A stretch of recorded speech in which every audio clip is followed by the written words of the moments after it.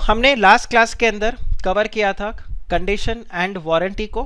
Correct, हमने यहाँ पर समझा था कि किस तरह से कुछ कंडीशंस होते हैं, करेक्ट, कुछ वारंटी होते हैं। और हमने लास्ट क्लास में यहाँ से शुरू किया था कंडीशन एंड वारंटी। तो हमने देखा था कि कंडीशन जो होता है दैट इज द एसेंशियल और which is main purpose, which is essential to the main purpose of the contract, and warranty is what it is collateral which means additional. इसीलिए कंडीशन अगर ब्रीच हुआ तो हम contract को क्या कर देंगे, कैंसिल। हावेवर अगर वारंटी में कोई ब्रीच हुआ तो हम फिर क्या करेंगे, we will claim for the damages, right. Then हमने यहाँ पर चेक किया था कि introduction to conditions and warranty, हमने यहाँ पर ये भी देखा था कि यहाँ पर कुछ रिप्रेजेंटेशंस होते हैं जो कि सेलर क्या करता है, the seller makes certain representations at the time of making of sale. ये representations are they part of contract और they are not part of the contract. If they are not part of the contract उसका कोई legal effect नहीं है, if they are part of the contract it has got a legal effect. अच्छा, अब अगर ये legal effect होगा तो आप यहाँ पर चेक करो कि ये जो रिप्रेजेंटेशंस है this can be condition also and this can be warranty also, right. हमें नाम से नहीं देखना कि वो कंडीशन है कि वारंटी, हम क्या चेक करेंगे, हम एक ही चीज़ देखेंगे, वेदर इट इज एसेंशियल और whether it is collateral. If it is essential तो ये कंडीशन है, इफ इट इज कोलैटरल तो ये क्या है, वारंटी है। तो ये आप बिल्कुल क्लियर रखोगे। अच्छा, यही जो यहाँ पे रिप्रेजेंटेशन है which become part of the contract, इसी को हम क्या बोलते हैं, this is only called as stipulation, right. तो आप यहाँ पर देखो, seller makes some representations at the time of the sale to intend or to induce the buyer to purchase the goods, correct, and these representations when they become part of the contract they become legally enforceable, and these representations then they become what, stipulation, and यही जो stipulation है ये condition बन सकता है, यही stipulation warranty बन सकता है। ओके, फिर आप यहाँ पर देखो हमने एग्जाम्पल के थ्रू भी यहाँ पर चेक किया था राम एंड जो राम ने यहाँ पे गाड़ी को परचेज किया था, करेक्ट। देन इसके बाद में हमने ये डिफरेंस समझा था। Then we had learn that जैसे कॉन्ट्रैक्ट एक्सप्रेस और इम्प्लाइड होते हैं वैसे ही कंडीशंस और वारंटीज भी क्या होते हैं, they can also be express and they can also be implied. तो एक्सप्रेस कंडीशंस जो रहेंगे they are expressly mention in the contract, and implied conditions में क्या हो जाएगा, that implied conditions are presumed by the law. ये आपको word use करना है, they are presumed by the law. Don't write by default और समथिंग ऐसे ऐसे करके, सिंपली आप यहाँ पर क्या लिखोगे, that implied conditions are presumed by the law and these implied conditions can be waived by the agreement also, कि भाई लॉ प्रिज्यूम करता है बट आप उसको वेव ऑफ भी कर सकते हो if it is written in expressly in the agreement. तो कौन प्रिवेल करेगा, एक्सप्रेस और इम्प्लाइड में कौन प्रिवेल करेगा, express condition is going to prevail. अगर एक्सप्रेस कंडीशन साइलेंट है तो in that case implied prevail करेगा, पर अगर एक्सप्रेसली आपने वहाँ पे कुछ मेंशन करके रखा है तो इम्प्लाइड कंडीशन फिर कोई वैल्यू नहीं रहेगा उसका, अगर उसको आपने एक्सप्रेसली वेव ऑफ करके रखा है तो। फिर फर्दर हमने यहाँ पर देखा था कि ये 7 हमारे पास इम्प्लाइड कंडीशंस थे, condition as to title, then sale by sample, quality and fitness, wholesomeness, merchantability, condition as to the description, and when the sale is by both as well as sample as well as the description, ये हमें check करना होगा। और ये हमें हर बार क्या करना पड़ेगा, यहाँ पर इसके ऊपर एक इंडिविजुअल क्वेश्चन तो आएगा और हमें यहाँ पर केस टू केस बेसिस पर चेक करते रहना पड़ेगा। टाइटल का ये मतलब था कि जो सेलर है उसके पास पूरा राइट है कि वो अपने गुड्स को क्या करे, बेच सकता है, जो भी गुड्स को वो बेच रहा है। अगर उसके पास वो टाइटल नहीं है तो जिसने भी उससे गुड्स को खरीदा the buyer is not going to get a good title. तो एक पहला पॉइंट ये था अपना। फिर हमने देखा था सेल बाय डिस्क्रिप्शन, तो जिस डिस्क्रिप्शन के साथ आपने गुड्स को भेजा the bulk should match with that, और बेसिकली जो भी गुड्स आप दे रहे हो that should match with the description, कि आपने जो भी डिस्क्राइब करके दिया गुड्स को जिस हिसाब से आपने उसको बेचा है। देन हमने यहाँ पर चेक किया था कि ये जो डिस्क्रिप्शन होगा, description again can not be defined in the law, पर उसको यहाँ पर एक इलास्ट्रेटिव लिस्ट के थ्रू इधर बताया हुआ है, correct.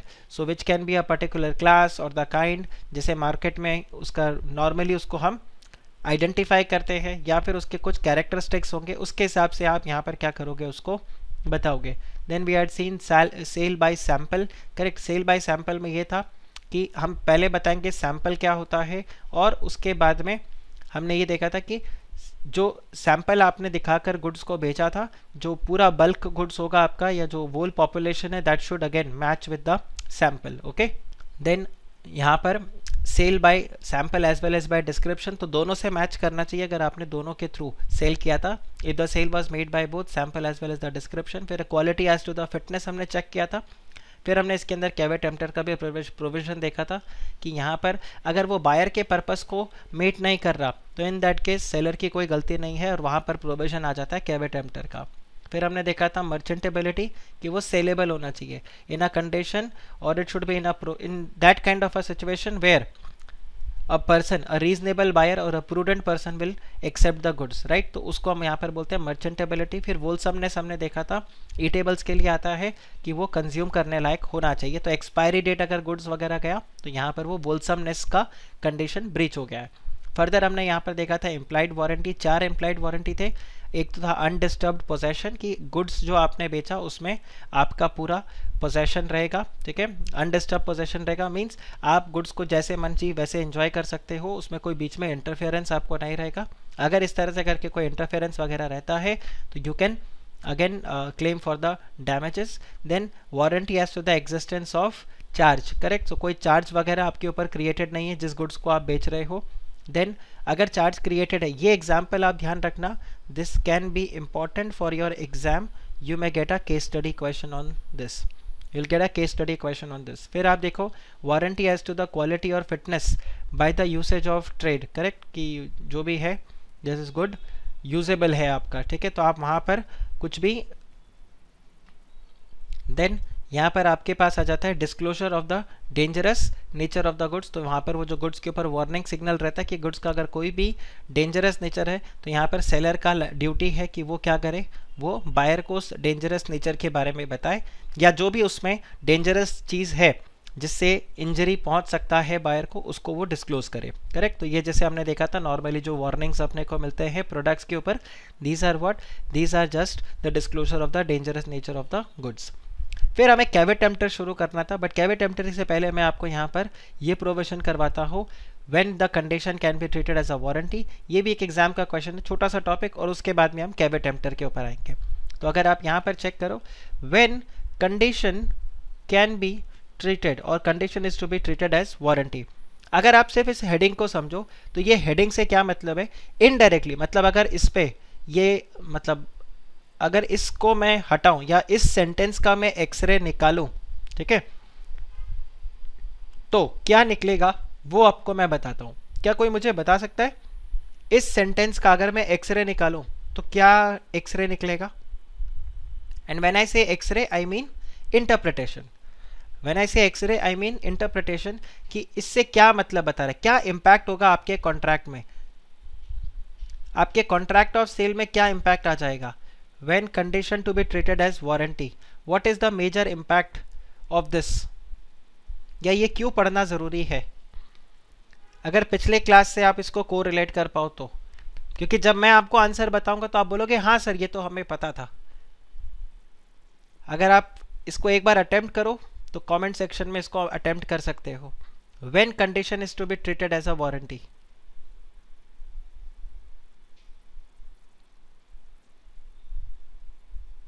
Just give a thought, 2 minute के लिए एक बार सोचो कि ये क्या है और अटेम्प्ट करने का ट्राई करो इसको कमेंट सेक्शन पे।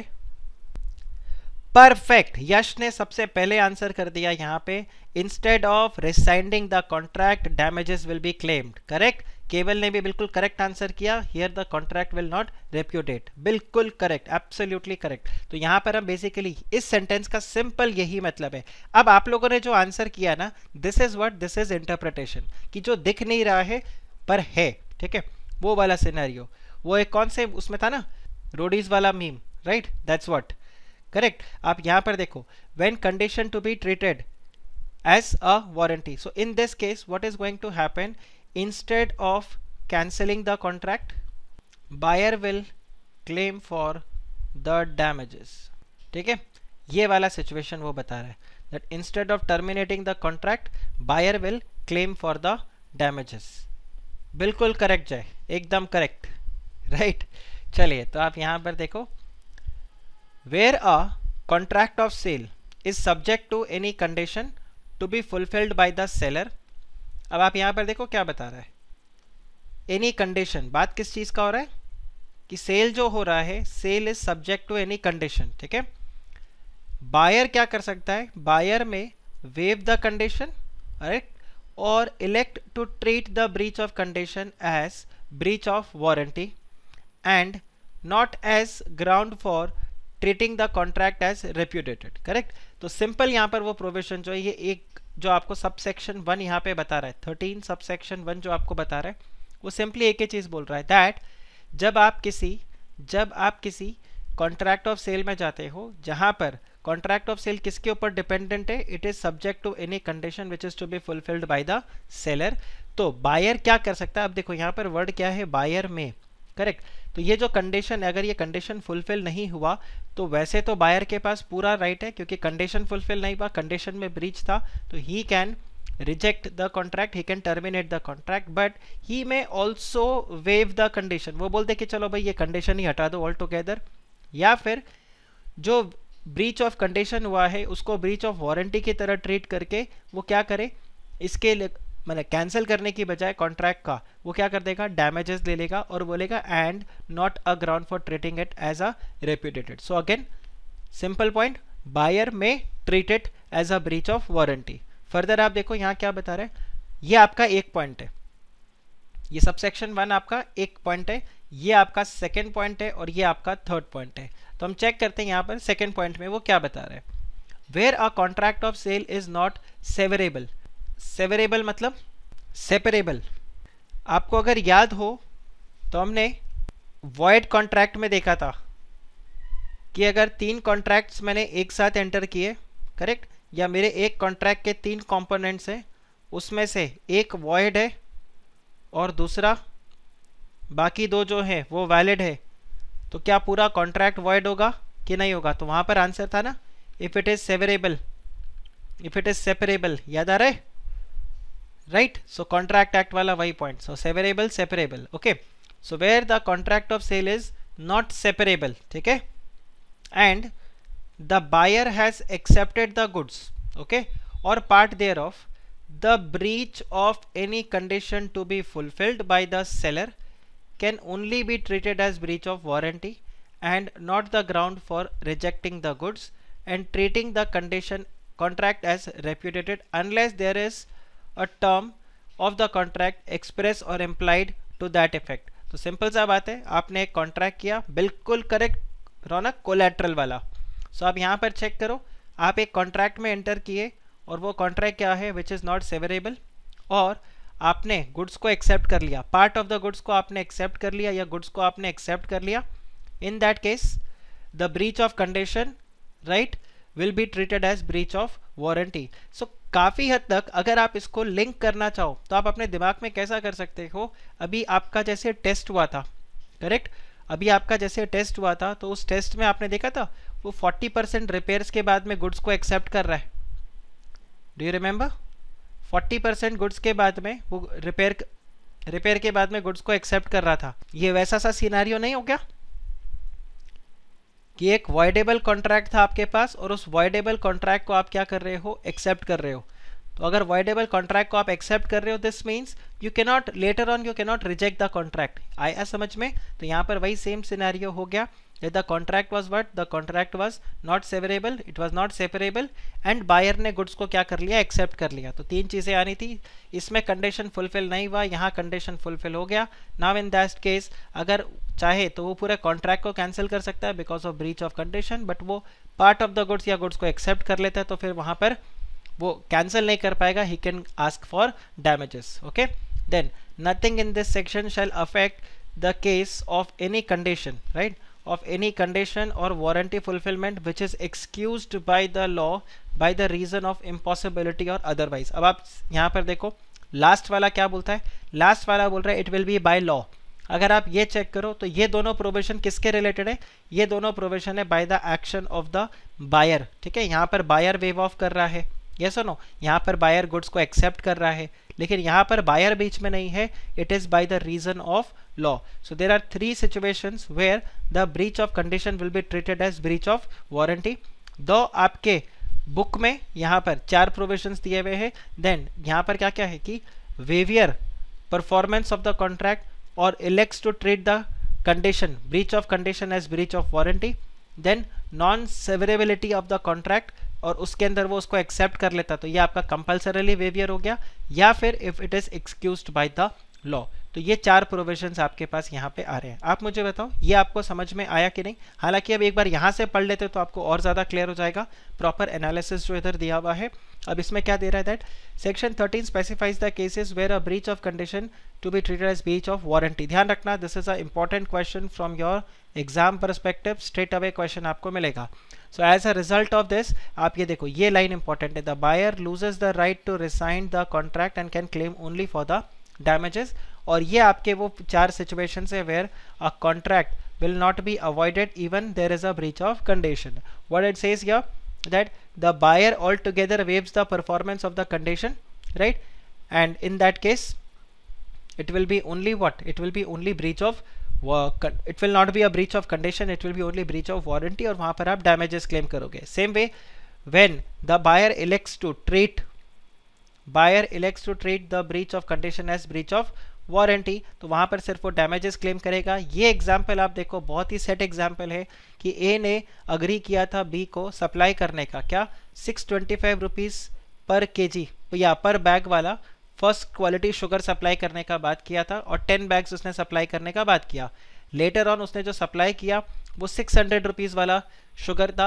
अब बायर के पास ऑप्शन है कि बायर क्या कर सकता है, वो गुड्स को रिजेक्ट कर दे, और अगर वो रिजेक्ट नहीं करता तो वो क्या बोलेगा कि एक काम करो, मैं गुड्स को एक्सेप्ट तो कर रहा हूँ ये 600 वाला, लेकिन ये जो 25 रुपये ये भी आप मुझे रिटर्न कर दो। आप बताओ, दिस इज क्लियर।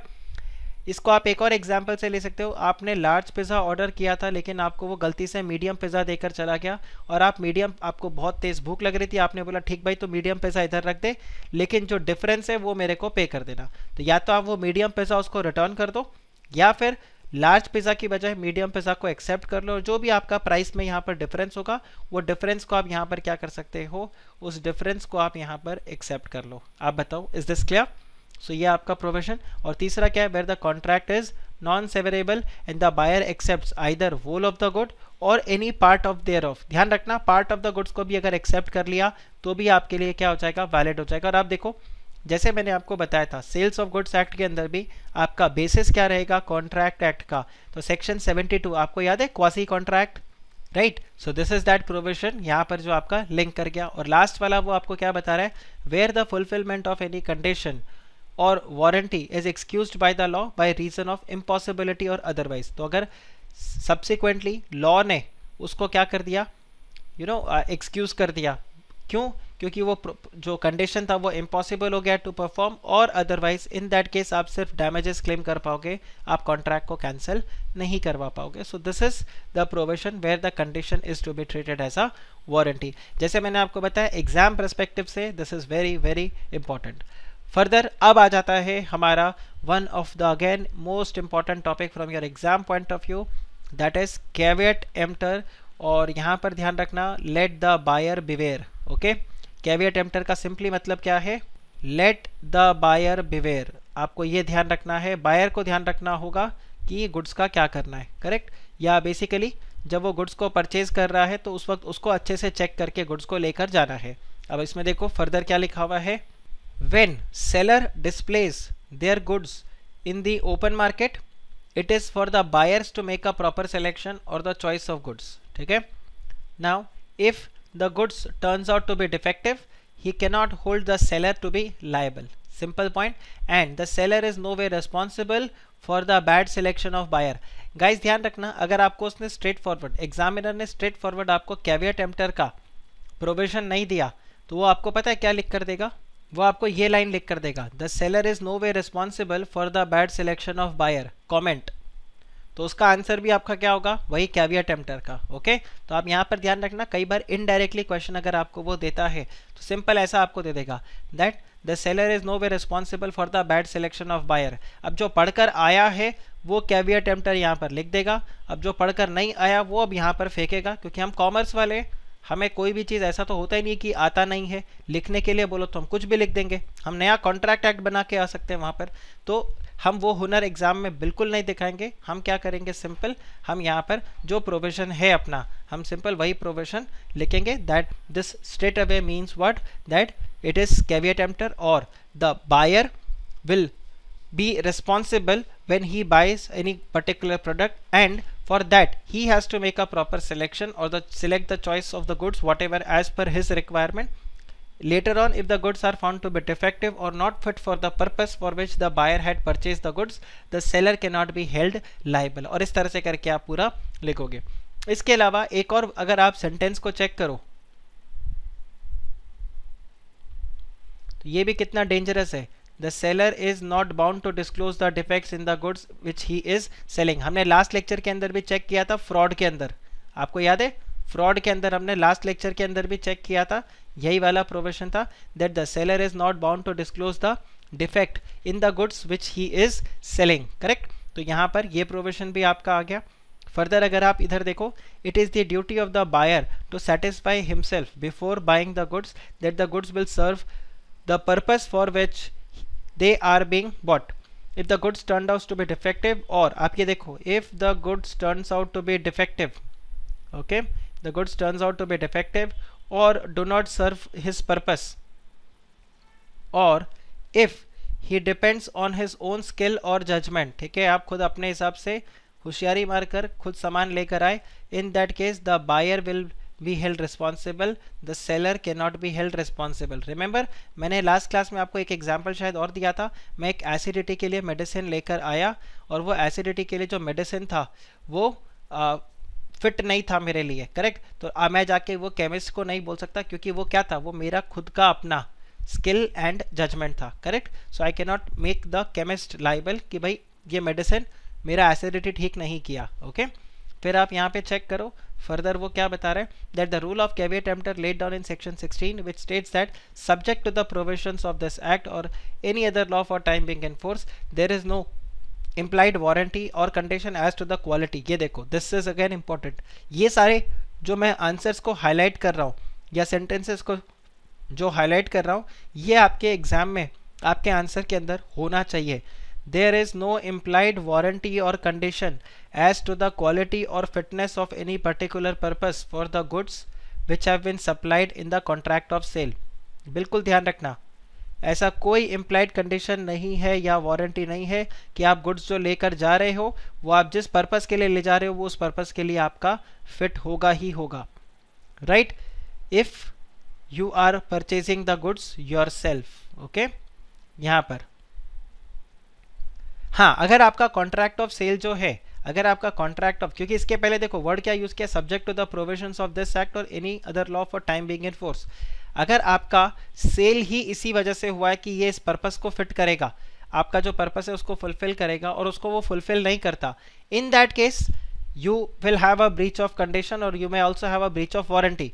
बट अगर आपने ऐसा कोई एक्सप्रेसली कंडीशन वहाँ पर नहीं डाला और या इस कंडीशन के ऊपर आपका सेल नहीं हुआ, जैसे वो राम श्याम और मारुति वाला केस था, राम ने वहाँ पर स्पेशली बोल दिया था कि मुझे गाड़ी क्यों चाहिए, मुझे गाड़ी चाहिए क्योंकि टूरिंग पर्पस के लिए चाहिए.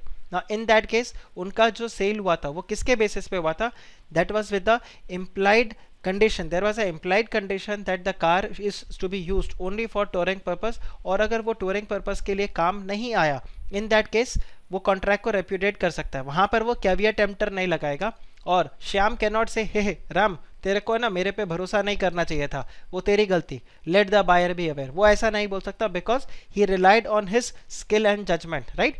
बट अदरवाइज अगर वो अपने हिसाब से आके गाड़ी खरीद के लेके जाता और बाद में बोलता है यार मैंने जिस पर्पस के लिए गाड़ी लिया था वो गाड़ी का मतलब वो पर्पस फुलफिल नहीं हुआ, इन that case he can not से कि यार मैं गुड्स अपने इस कॉन्ट्रैक्ट को कैंसिल करना चाहता हूँ, ये गाड़ी वापस ले लो या मेरे को डैमेजेस दे दो. किसी भी तरीके से सेलर यहाँ पर रिस्पॉन्सिबल नहीं होगा.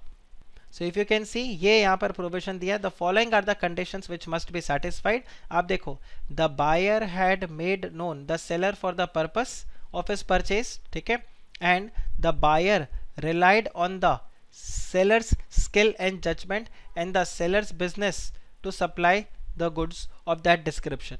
ये conditions आपके fulfill हुए. अगर ये conditions fulfill नहीं हुए, right, अगर if these conditions are satisfied तो आप यहाँ पर क्या बोलोगे, no caveat emptor, otherwise caveat emptor आपका लगेगा, अदरवाइज आपका कैविएट एम्प्टर लगेगा यहाँ पे. ओके. तो आपको ध्यान रखना है guys. Clear. Guys clear with this? समझा आपको? आप ये वाला देखो, a sold pigs to be, ये आपका सिंपल वो जो फ्रॉड वाले एग्जाम्पल में था बिल्कुल वैसा आपको एग्जाम्पल लगेगा. That a sold pigs to be, these pigs are being infected, caused typhoid to other healthy pigs of the buyer. It was held that seller was not bound to disclose the pigs were unhealthy, the rule of caveat emptor being applied here. Correct? तो यहाँ पर जो बताया that the seller is not bound to disclose the defects in the goods which he is selling. Further अगर आप यहाँ पर देखो, A purchases a horse from B. A needed the horse for riding but did not mention this fact to B. Now the horse is not suitable for riding. आप देखो, the horse is not suitable for riding but is suitable only for driven in the carriage. तो उसको गधे गाड़ी की तरह आप उसको घोड़े को यूज़ कर सकते हो कि उसके ऊपर सामान आप रख दो और घोड़ा आपका सामान को एक जगह से दूसरी जगह ले जाएगा, बट राइडिंग में वो काम नहीं करेगा. Right? It is not fit for riding. In that case caveat emptor rule applies here also, and A can neither reject the horse nor he can claim compensation. But इसी के अंदर मैं आपको बोलता हूँ, what if, मुझे बताओ क्या यहाँ पर इस सिचुएशन में caveat emptor लगता? बिल्कुल करेक्ट, बिल्कुल करेक्ट रौनक. यहाँ पर हाँ धवल बिल्कुल करेक्ट, यहाँ पर no caveat emptor. In that case वो कॉन्ट्रैक्ट को चाहे तो वो कैंसिल भी कर सकता था, या फिर वो चाहे तो वो कॉन्ट्रैक्ट को कैंसिल करने की बजाय वो वहाँ पर डैमेजेस भी क्लेम कर लेगा. Now if you can link this with breach of condition treated as breach of warranty. Right? ये अगर आप देखोगे breach of condition to be treated as breach of warranty, तो यहाँ पर ए क्या कर सकता है? ए बोल सकता है कि ठीक है, मैंने उसको लिया तो किस पर्पस के लिए था? मैंने राइडिंग पर्पस के लिए लिया था. This was one of the essential condition. Now instead of cancelling the contract मैं क्या करता हूँ? डैमेजेस क्लेम कर लेता हूँ और इसको मैं एक्सेप्ट कर लूँगा. बिल्कुल करेक्ट, बिल्कुल करेक्ट. तो ये आपका प्रोविजन हो गया. ओके, सो ऐसा भी हो सकता है. But yes, he will not से, और रेदर बी विल नॉट से कैविएट एम्प्टर. ठीक है, यहाँ कैविएट एम्प्टर बिल्कुल भी नहीं लगेगा, तो आपको ये ध्यान रखना है. ओके, फर्दर आप देखो exceptions to the rule of caveat emptor. Okay, अच्छा एक चीज जो मैंने आपके टेस्ट में भी नोटिस किया था, your second question in the test was what? It was regarding the no consideration, no contract, उसका एक्सेप्शन. अब इसमें मेरे को 3 तरह के आंसर मिले, और वो तीनों वैरायटी कैसा था? कुछ स्टूडेंट्स थे जिन्होंने सीधा स्ट्रेट अवे आंसर लिखना शुरू कर दिया, एक्सेप्शंस एज फॉलोज, ये आपने लिखा. ठीक है, जो भी आपका यहाँ पे, एक तो ये था. दूसरा कैटेगरी था जिन्होंने भर के कंसिडरेशन को समझाया, पहले एक पेज पूरा कंसिडरेशन को समझाया, या सिर्फ कंसिडरेशन को ही समझा दिया, उसके बाद में एक्सेप्शंस लिखा कितना, थोड़ा सा. एक ये कैटेगरी था, या इसको भी डिटेल में लिखा आपने, तो यहाँ पर आपका आंसर वे टू लेंदी हो गया. और तीसरा था जिन्होंने यहाँ पर कंसिडरेशन को 2 से 3 लाइन में एक्सप्लेन किया, फॉलोड बाय एक्सेप्शन. और 2 से 3 लाइन में कंसिडरेशन को मतलब आपने ये बताया व्हाट इज कंसिडरेशन, एक पॉइंट तो आपने ये बता दिया व्हाट इज कंसिडरेशन. दूसरा आपने बता दिया कि consideration is essential for the contract, and if consideration is not there the contract will be void, however there are exception. आप मुझे बताओ A, B and C कौन सा करेक्ट वे है आंसर लिखने का? अगली बार आप ध्यान रखना, this is the correct way to write the answer. ठीक है, जब भी आपसे कोई एक्सेप्शन रिलेटेड प्रिंसिपल आता है तो पहले 2 से 3 लाइन के अंदर समझा दो कि क्या रूल है, और उसके बाद में एक्सेप्शन को लिखो. अगर आप स्ट्रेट अवे एक्सेप्शन को लिखते हो गलत नहीं होता, बट इतना अच्छा आंसर का प्रेजेंटेशन भी नहीं माना जाएगा. दूसरा, अगर आप अपने आंसर में भर पेट बिल्कुल कंसिडरेशन लिख कर आओ करेक्ट, और उसके बाद में एक्सेप्शन को शॉर्ट में कर दो, तो भी प्रॉब्लम है, क्योंकि मार्क्स इसके ऊपर मिलना है, इसके ऊपर नहीं मिलना. अगर आप सिर्फ कंसिडरेशन को समझा के आए, आपने इसको नहीं समझा है, तो भी मार्क्स नहीं मिलेगा, बिकॉज अगेन मार्क्स किसके बेसिस पे आपको मिलना था, कि ये एक्सेप्शन के ऊपर. तो आप ये छोटे छोटे चीज़ों का ध्यान रखना कि अगर आपने बहुत ज़्यादा कंसिडरेशन में लिखा तो हो सकता है एक्सेप्शन के लिए आपको उतना टाइम नहीं मिले. तो जब भी आपको ये एक्सेप्शन वाले क्वेश्चन मिलेंगे, वहाँ पर पहले आप मेन प्रोविजन को 2 से 3 लाइन में समझा दोगे कि क्या प्रोविजन है और ये एक्सेप्शन किस चीज़ का है. जैसे कंसिडरेशन के लिए हमने लिखा what is consideration, how consideration is essential to the contract, and then you can say agreement without consideration or a contract without consideration would be void, but there are certain exceptions where agreement or contracts will be valid even though consideration is not involved, and these are the exceptions. तो ये आपका answer ज़्यादा effective होगा. Okay तो यहाँ पर वही provision मेरे को याद है, तो I thought I will discuss it with you. So अब यहाँ पर फिर से अपने पास क्या आ गया, exception that the doctrine of caveat emptor is however subject to certain और द फॉलोइंग एक्सेप्शंस. मतलब in these cases who will be responsible, seller will be responsible. Okay, so in these cases seller will be responsible. सबसे पहला क्या है, fitness as to the quality of use, right. तो अब देखो where the buyer makes known, तो अभी जो हमने यहाँ पर डिस्कस किया, करेक्ट, हमने अभी जो यहाँ पर डिस्कस किया, तो आप ये देखो where the buyer makes known to the seller the particular purpose of the goods, right, particular purpose for which the goods are required, so as to show that he relies on the seller's skill or judgment and the goods are of the description which is in the course of seller's business to supply. It is the duty of the seller to supply such goods which are as reasonably fit for that purpose, where the buyer makes known the seller the particular purpose for which the goods are required, and in that case, और also यहाँ पर क्या है, he relies on the seller's skill and judgement. तो यहाँ पर वो seller का ड्यूटी हो जाएगा कि वो गुड्स कैसा प्लेस करे जो उसके पर्पस के लिए फिट हो. फर्दर आप यहाँ पर देखो, an order was placed for some trucks to be used for heavy traffic in hilly country. Now the trucks supplied by the seller were unfit for the purpose and broke down. Here there is a breach of condition as to the fitness. ये case था Priest versus Last. अगर आप ये case में check करो तो इसमें क्या था, P a Draper purchased a hot water bottle, okay, from a retail chemist and P asked the chemist if it would stand boiling water. मतलब आपने जो ये हॉट वाटर बॉटल खरीदा है, क्या इसमें गर्म पानी टिकेगा, क्या ये गर्म पानी के लिए फिट है कि नहीं है. केमिस्ट ने उसको बोला that the bottle was meant to hold hot water. अब हुआ क्या, जैसे ही पी ने इस बॉटल के अंदर गर्म पानी डाला, the bottle burst when water was poured into it and injured his wife. तो पी की वाइफ को क्या हुआ, इससे इंजरी हो गया. आपने आई थिंक कभी ऐसा एक्सपीरियंस नहीं किया होगा, ये जो फ्लास्क होता है हॉट वाटर बॉटल, उसके ब्लास्ट होने का, क्योंकि आज की डेट में थोड़ा क्वालिटी स्ट्रॉन्ग आने लग गया.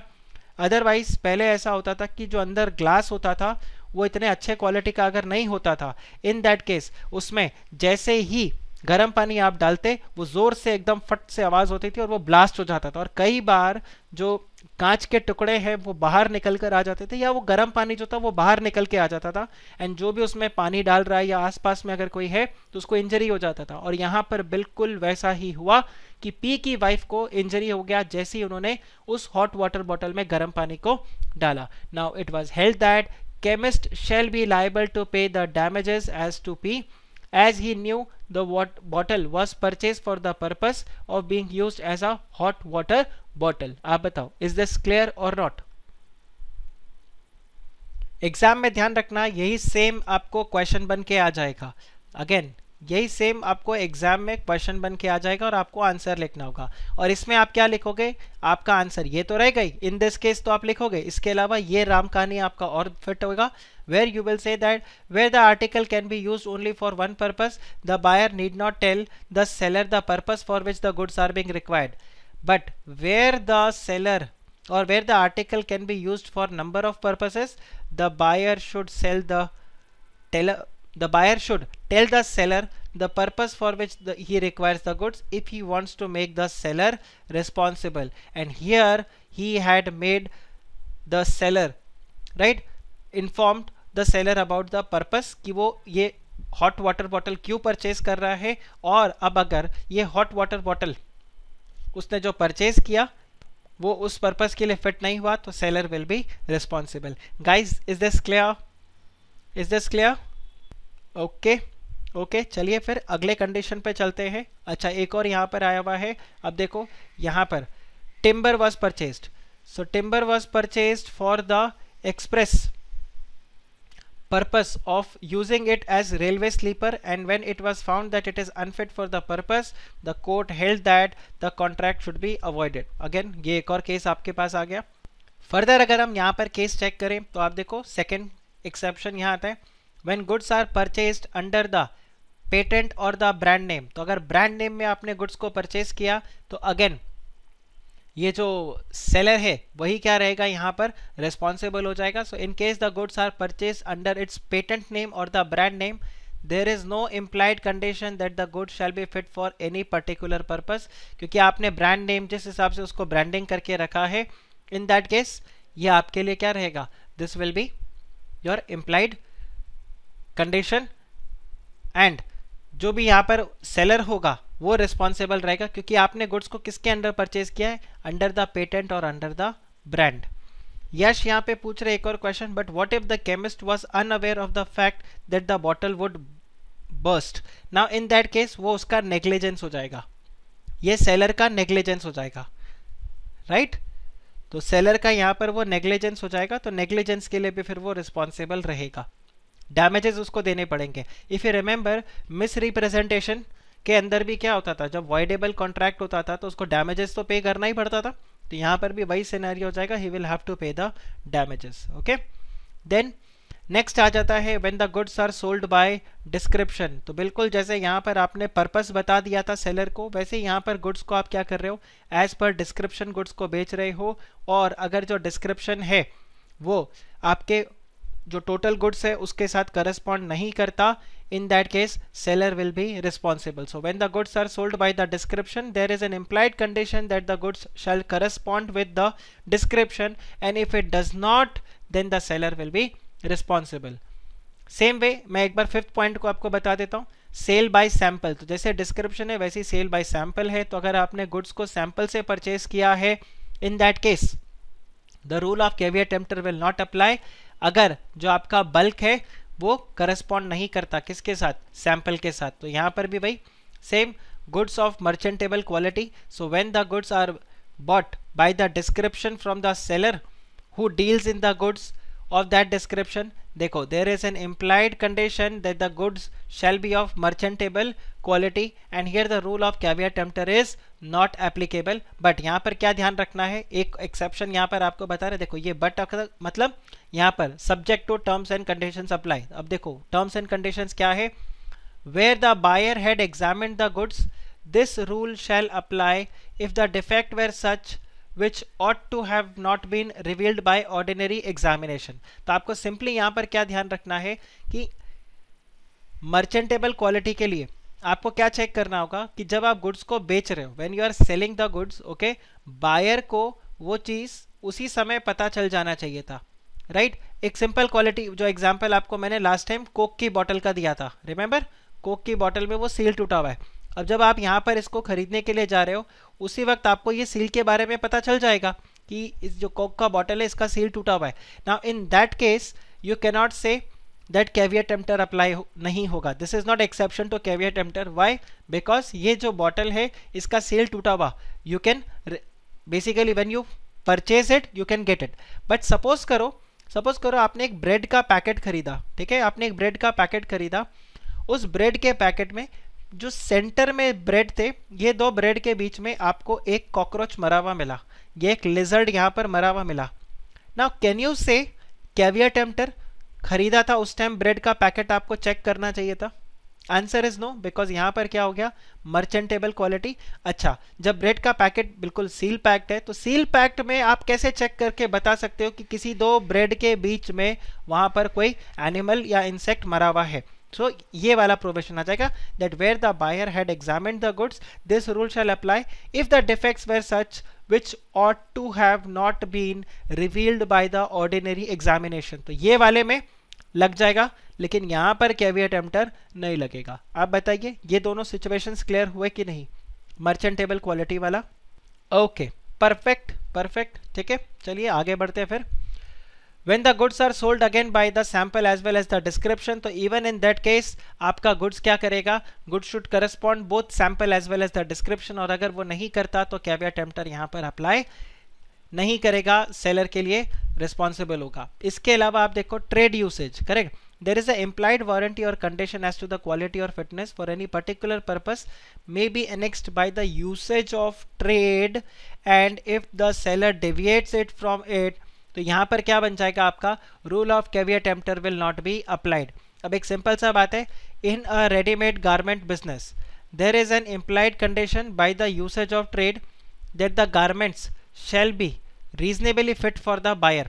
तो अगर ऑब्वियस सा बात है, कपड़े अगर फिट नहीं होंगे तो वो ट्रेड यूसेज में आपका नहीं आएगा। Now the goods will be what, basically you will have the right to get the damages और इवन कैंसिल द कॉन्ट्रैक्ट, क्योंकि जो गुड्स है वो आपका ट्रेड यूसेज को फिट नहीं कर रहा या जो पर्पस है उसको मीट नहीं कर रहा।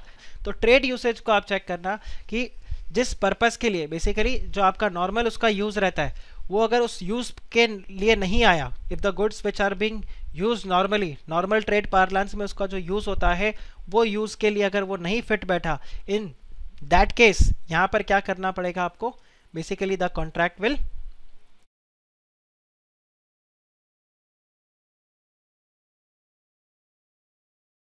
सो इन दैट केस यहाँ पर जो सेलर होगा वो रेस्पॉन्सिबल होगा।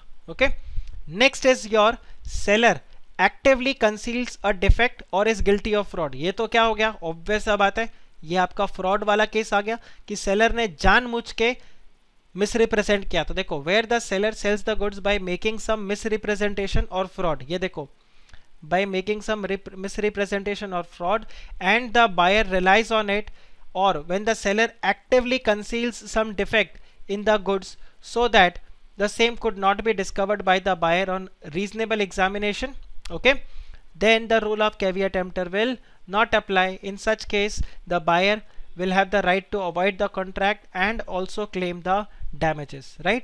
आप एक चीज चेक करो, ये वाला पॉइंट और ये वाला पॉइंट कॉन्ट्राडिक्ट नहीं कर रहा। आप अगर ध्यान से चेक करो, यहां पर क्या बता रहा है, if he does any misrepresentation और fraud and the buyer relies on it, और when the seller actively conceals some defect in the goods, right. और यहां पर देखो, इधर तो पिग्स डिफेक्टिव ही थे, तो ध्यान रखना दोनों कॉन्ट्राडिक्ट नहीं कर रहा। यहां पर उसने छुपाया नहीं इस बात को, यहां पर इस वाले केस में ए ने छुपाया नहीं है कि पिग्स को क्या है, दे आर अनहेल्दी, उसने बस बताया नहीं, सामने वाले ने पूछा नहीं तो इसने बताया नहीं। या बी ने यहां पर उसको पर्पस नहीं बताया था, बी ने पूछा नहीं था आर दीज पिग्स हेल्दी और नॉट, ऐसा करके कुछ पूछा नहीं था।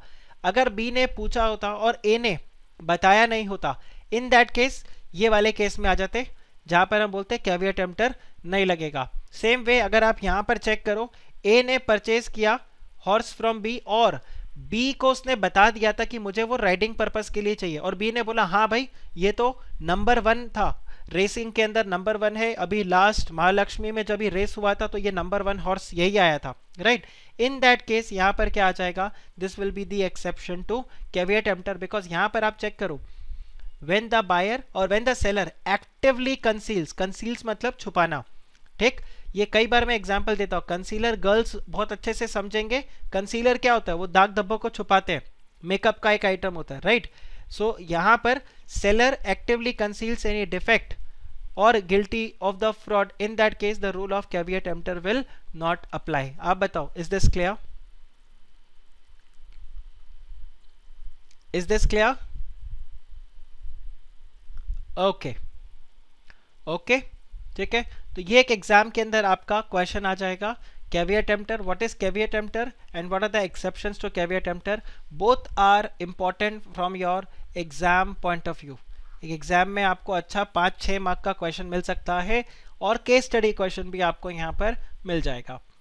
फर्दर अगर हम यहाँ पर चेक करें, please repeat the trade usage, बिल्कुल श्योर। आप देखो ट्रेड यूसेज के अंदर अपना क्या रहता है कि जब भी हम किसी गुड्स को परचेज करते हैं, ठीक है, गुड्स को अगर हम परचेज करते हैं, नो प्रॉब्लम ऋतिक, हम जब भी किसी गुड्स को यहाँ पर परचेज करते हैं, ठीक है, जो कि नॉर्मल ट्रेड यूसेज के अंदर आता है अपना, नाउ उस समय अगर गुड्स जो है वो उस पर्टिकुलर पर्पस को फिट नहीं कर बैठता, तो इन दैट केस सेलर ये नहीं बोल सकता, रूल ऑफ कैविएट एम्प्टर आपको लेते वक्त उसको चेक करना चाहिए था, because there is a implied condition as to this. If you remember, हमने लास्ट क्लास के अंदर एक वो शूज वाला एग्जाम्पल देखा था, रिमेंबर, शूज वाला एग्जाम्पल देखा था, आर्मी के लिए शूज जो उसने परचेज किया था और बाद में वो शूज के अंदर दिस वन,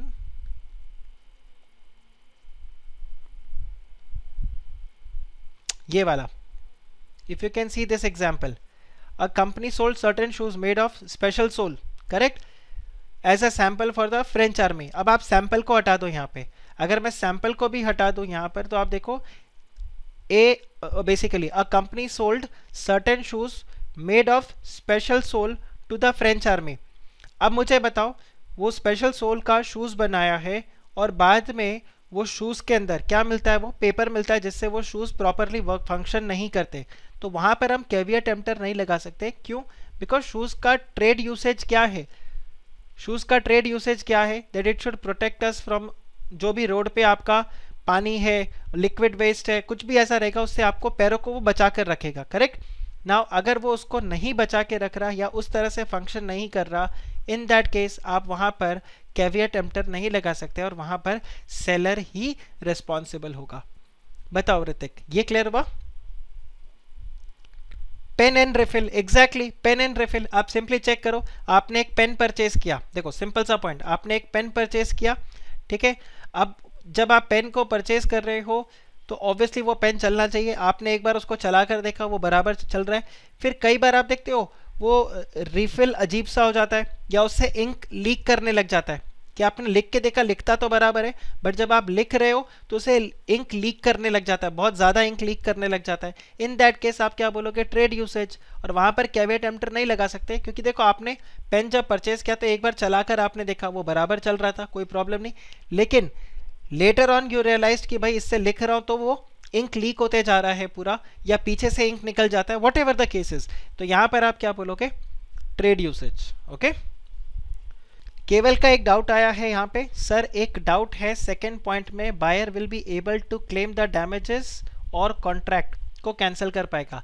ध्यान रखो यहाँ पर दोनों ही हो सकता है, it will depend on case to case. आप कॉन्ट्रैक्ट को कैंसिल भी कर सकते हो, कॉन्ट्रैक्ट में डैमेजेस भी ले सकते हो। जैसे अगर आपको मैं सिंपल बताऊं, यहाँ पर ये वाला जो केस था हॉट वाटर बॉटल वाला, आप बताओ हॉट वाटर बॉटल के अंदर वो डैमेजेस भी क्लेम करेगा, उसकी वाइफ को जो इंजरी हुआ है उसके लिए वो डैमेजेस भी क्लेम करेगा। इसके अलावा वो चाहे तो वो यहाँ पर कॉन्ट्रैक्ट को कैंसिल भी कर सकता है और वो ये बोले कि हॉट वाटर बॉटल के लिए मैंने जो आपको पैसे दिए थे वो मुझे रिटर्न चाहिए, मुझे बिल्कुल भी रिस्क नहीं लेना है आपसे इस बार हॉट वाटर बॉटल खरीद कर। आप जो बताते हो, पिछली बार जो बताया था उससे वाइफ का हाथ जल गया था, इस बार मैं आप बेचोगे पता नहीं क्या होगा, मुझे चाहिए ही नहीं, मुझे मेरा पैसा रिटर्न करो, तो आपको आपका पैसा भी रिटर्न मिल जाएगा। इसके अलावा आपके जो इंजरी हुई है उसके लिए डैमेजेस भी मिलेगा। Now this will again depend on case to case, whether you are going to get damages और you are going to get the right to cancel the contract, और you are going to get the right for both damages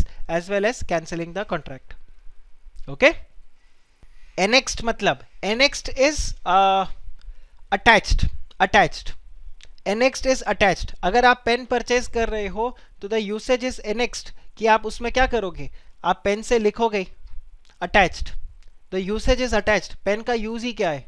okay, caveat emptor is not applicable means the contract can be रिसाइंडेड।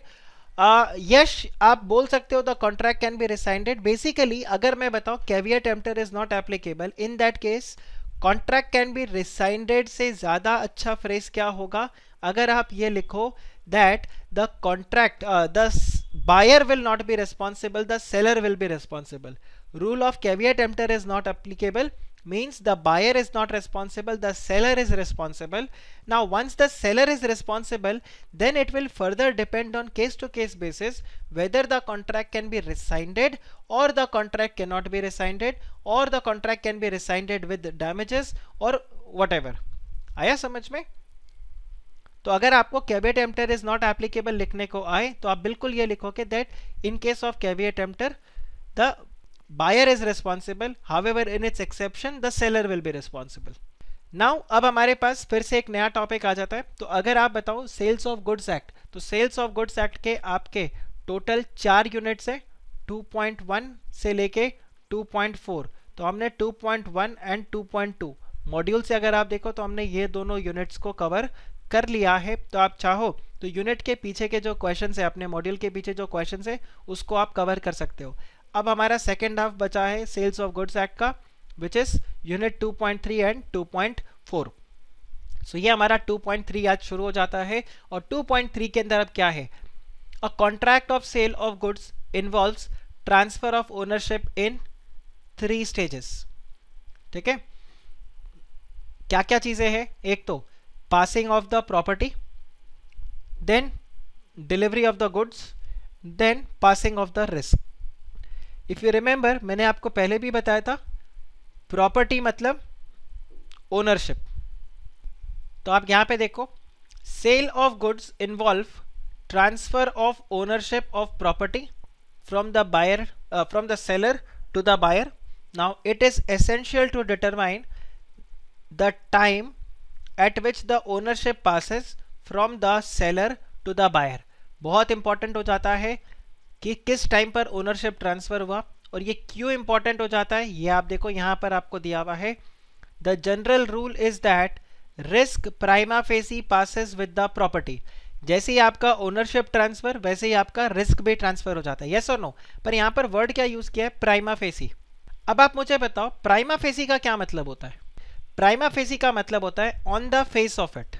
Prima facie means on the face of it. So the general rule is that the risk on the face of it. ठीक है, एक बार देखकर जो लगता है, आप एक simple सा सिनेरियो इमेजिन करो कि आप एक रूम में एंटर करते हो आप एक रूम में एंटर करते हो, उस रूम के अंदर एक डेड बॉडी है, और आप जब रूम में जा रहे हो, डेड बॉडी के पास में एक इंसान है जिसके हाथ में नाइफ है। आप क्या बोलोगे? प्राइमा फेसी मुझे लगता है यही किलर है, right? On the face of it, देखते हुए मेरे को क्या लग रहा है कि यही किलर है। क्यों किलर है ये? बिकॉज इसके हाथ में नाइफ है और डेड बॉडी नीचे पड़ा है। अब देखो, ऐसा भी हो सकता है कि उसने नाइफ डेड बॉडी से निकाला हो, या उसकी जो दूसरे की बॉडी है उससे उसने नाइफ को निकाला हो, करेक्ट? ऐसा भी हो सकता है कि वही मर्डरर हो, हमें नहीं पता, बट एक बार देखकर हमें क्या लग रहा है कि भाई यही मर्डरर होगा, राइट? सो सेम चीज यहां पर जाता है। The general rule is that the risk prima facie passes with the property, okay? Then आप देखो, in case where goods are lost, अभी देखो, in case where the goods are lost or damaged, the burden of the loss will be borne by the person who is the owner at the time when the goods are lost or damaged. Obvious सा बात है, obvious सा बात है। आप किसी bakery store पे जाते हो, लेट्स से मेहरबान्स केक में जाते हो, मेहरबान्स बेकरी में, आप वहां से जाके केक लेकर आते हो, रास्ते में बारिश हो जाती है और केक आपका खराब हो जाता है। Now tell me, who is responsible? मेहरबान केक और you are responsible? You will be responsible. Why? Because आपने उसका ओनरशिप ले लिया, और एक बार आपने जब ओनरशिप ले लिया तो इन दैट केस गुड्स अगर डिस्ट्रॉय हो गए तो the seller will not be responsible, you will be responsible. But suppose करो जोमेटो वाला आपके लिए केक डिलीवर कर रहा है, ठीक है? जोमेटो वाला आपके लिए केक डिलीवर कर रहा है, रास्ते में बारिश हो गई और आपका केक खराब हो गया। Now who is responsible? The Zomato person will be responsible, not you will be responsible. Why? Because अभी तक आपको ओनरशिप गुड्स का मिला नहीं है, ownership is still with the Zomato person. मेहरबान वाला क्या बोलेगा? मैंने जोमेटो या स्विगी वाले को केक पकड़ा दिया था, अब जोमेटो और स्विगी वाला जाने, अगर केक डिस्ट्रॉय हो गया तो वो उसकी रिस्पॉन्सिबिलिटी। आप क्या बोलोगे? मेरे तक तो केक पहुंचा नहीं था, जब तक मेरे तक केक पहुंचा तब तक केक ऑलरेडी खराब हो चुका था, अब अगर खराब हो गया तो वो उसकी रिस्पॉन्सिबिलिटी। आप बताओ, इज दिस क्लियर? सो जैसे ही ओनरशिप ट्रांसफर होता है, प्राइमरीली आपका रिस्क भी उसी तरह से ट्रांसफर हो जाएगा। Where the goods are damaged by the act of the third party, it is the owner who can take action, okay? Suit for price by seller lies only when the property passes to the buyer. इसका क्या मतलब हो गया? अब आप simply check करो, इसका क्या मतलब होता है? This implies कि suit for price मतलब आपने जो गुड्स को बेचा उसके लिए आप पैसा कब मांग सकते हो? तभी मांग सकते हो जब आपने प्रॉपर्टी क्या कर दिया? बायर को बेच दिया। सो जब आप गुड्स को बेच दिए, ओनरशिप बायर को ट्रांसफर कर दिया, तब आप पैसा मांग सकते हो, right? So the seller can demand money when the goods are transferred to the buyer. सो ये आपका यहाँ पर प्रोविजन आता है। फर्दर आप देखो, पासिंग ऑफ द प्रॉपर्टी। अब हम यहाँ पर देखते हैं, मुझे बिल्कुल आपका कॉन्सेंट्रेशन यहाँ पर बिल्कुल वैसा चाहिए होगा जैसा आपका कॉन्सेंट्रेशन पिछले 2 लेक्चर्स में था, ठीक है? सेल्स ऑफ गुड्स एक्ट के जैसे पिछले 2 लेक्चर के अंदर, फर्स्ट लेक्चर का बात नहीं कर रहा हूँ, सेकंड और थर्ड लेक्चर में जैसा आपका कॉन्सेंट्रेशन था, मुझे बिल्कुल वैसा कॉन्सेंट्रेशन आपका चाहिए होगा बिकॉज यहाँ पर भी थोड़ा सा टेक्निकलिटीज है जो आपको शायद एक बार में क्लिक नहीं करे, या अगर क्लिक कर भी जाए तो भी मैं एडवाइस करूंगा कि आप 2 बार मतलब इसको सुनना, लेक्चर तो हो ही रहा है अभी, इसके बाद एक बार रिकॉर्डिंग को भी आप आराम से सुनना, ताकि आपको क्रिस्टल क्लियर रहे कि क्या प्रोविजन है, क्योंकि यहाँ पर हल्का सा कंफ्यूजन आपके आंसर को माने 5 on 5 से 0 on 5 कर सकता है। ठीक है, तो हीरो से 0 बना देगा, हल्का सा कंफ्यूजन भी, तो बिल्कुल ध्यान से आप चेक करो यहाँ क्या प्रोविजन है।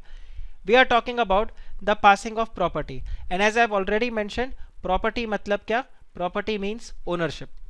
अब आप देखो, पासिंग और transfer of property constitute the most important element and factor to decide legal rights and liabilities of seller and buyer. Passing of property implies what? It implies passing of the ownership.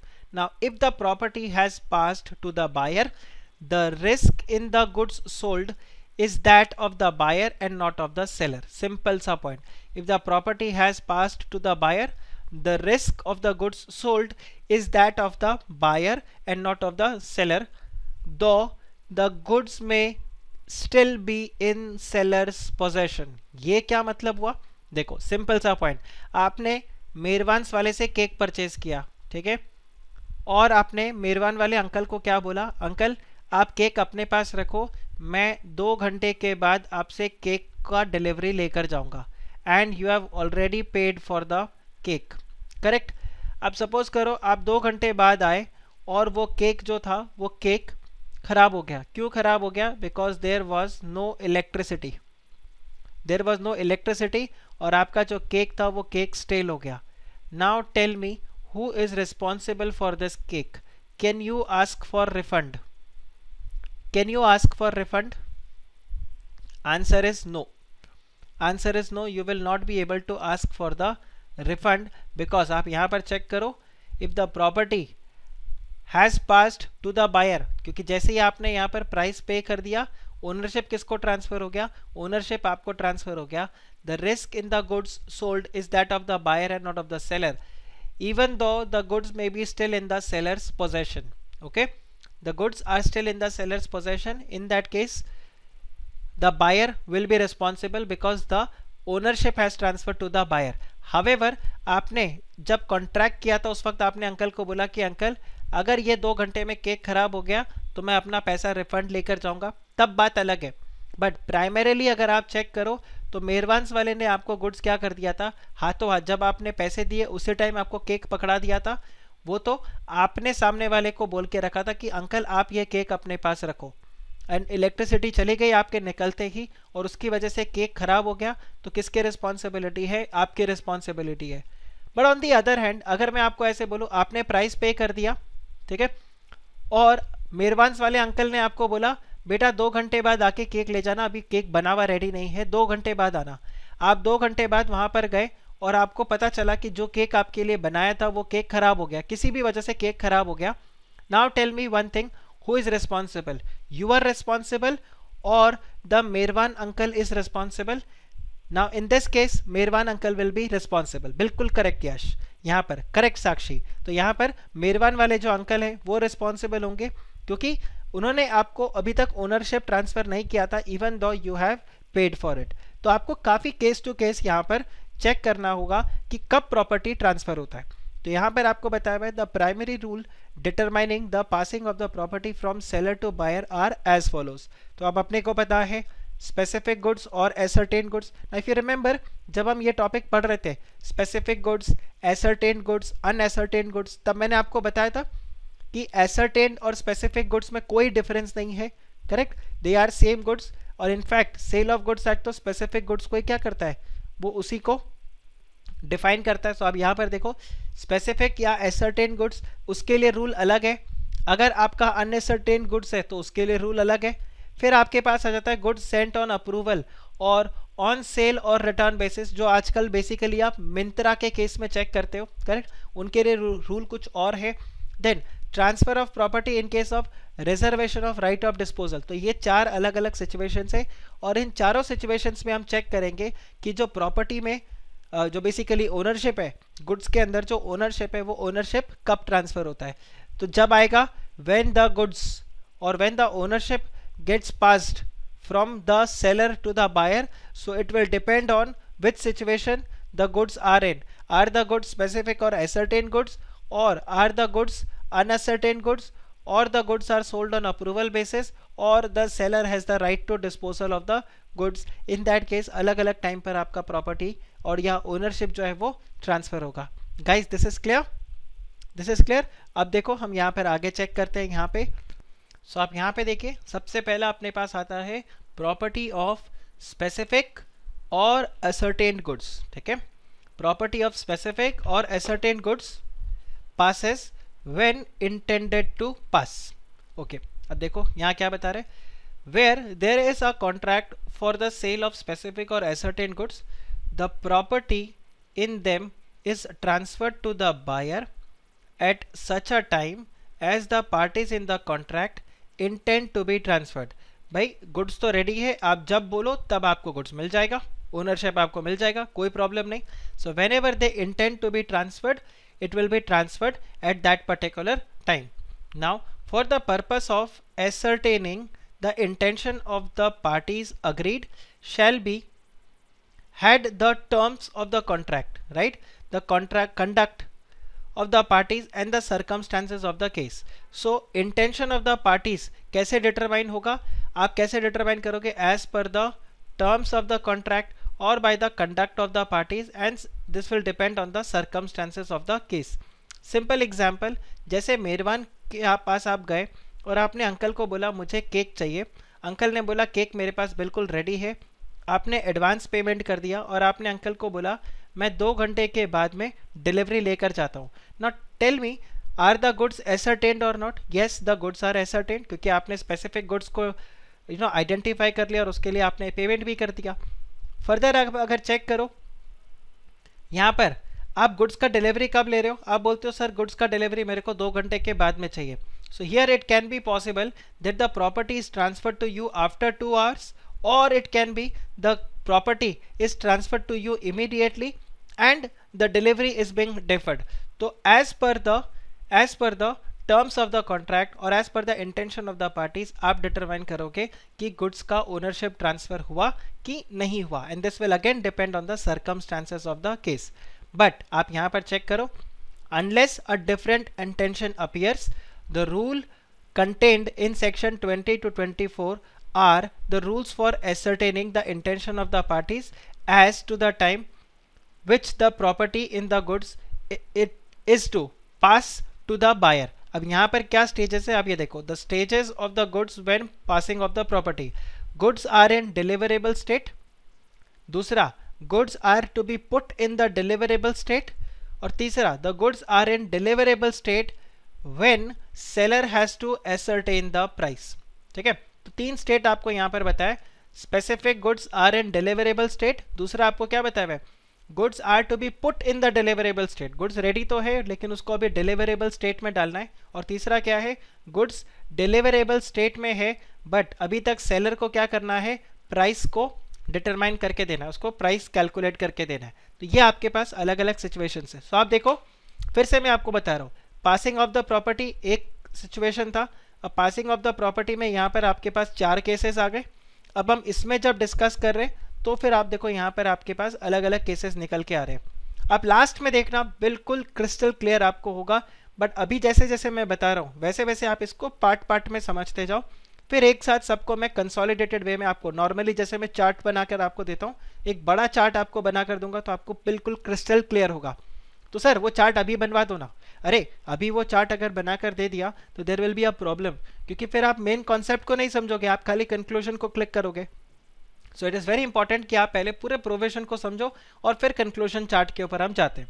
सो यहाँ पर हम बात करते हैं stages of goods while passing the property. तो यहाँ पर हमने एक स्टेज क्या देखा कि गुड्स जो है वो डिलीवरेबल स्टेट में है. ठीक है, आप डिलीवरेबल स्टेट को बिल्कुल ऐसे समझो कि केक को उन्होंने एक डब्बे में डाल दिया, उसके ऊपर स्टिकर लगा दिया है और केक के ऊपर उन्होंने कैंडल्स वगैरह जो कुछ था सब कुछ रेडी करके रखा है. दूसरा क्या आ रहा है कि केक अभी भी उनके फ्रिज में है, वहाँ से निकाल के आपको क्या करना है, उनको एक डब्बे में डालना है. करेक्ट, अभी ये बाकी है. और तीसरा क्या है, गुड्स जो है, केक जो है वो आपके डब्बे के अंदर अच्छा खासा पैक है, लेकिन मेहरबान वाले अंकल को भी बताना है कि ये केक का क्या प्राइस है। ओके, सो ये 3 स्टेजेस आपके आते हैं। अब इन तीनों स्टेजेस में आपको देखना है कि प्रॉपर्टी कब ट्रांसफर होगा। सो आप यहाँ पे देखो, when the goods are in deliverable state, ठीक है। So where there is an unconditional contract for the sale of specific goods in a deliverable state, the property in the goods passes to the buyer.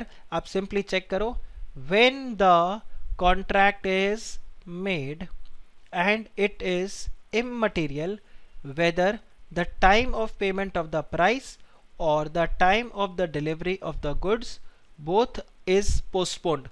Simple.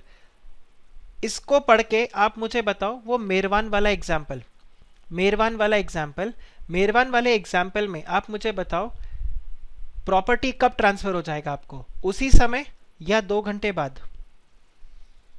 सिर्फ इसको पढ़ के।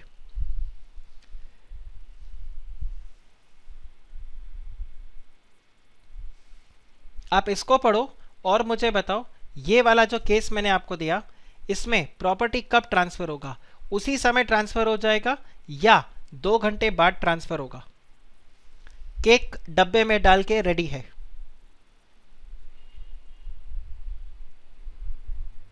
उसी समय, बिल्कुल correct, immediately after the payment. Okay, immediately after the payment, irrespective आपने delivery अभी लिया या नहीं लिया, पेमेंट अभी किया या नहीं किया, जिस समय आपने कॉन्ट्रैक्ट कर लिया, इवन आपने अगर पेमेंट नहीं किया और आपका कॉन्ट्रैक्ट बन चुका है, जैसे सपोज करो आपने टोकन पेमेंट उनको कर दिया, 1000 रुपए का केक था, आपने अंकल को 200 रुपीज पे कर दिया, जैसे ही आपने टोकन मनी भी पे कर दिया, आप यहाँ पर क्या बोलोगे, as soon as the contract is made it is immediately.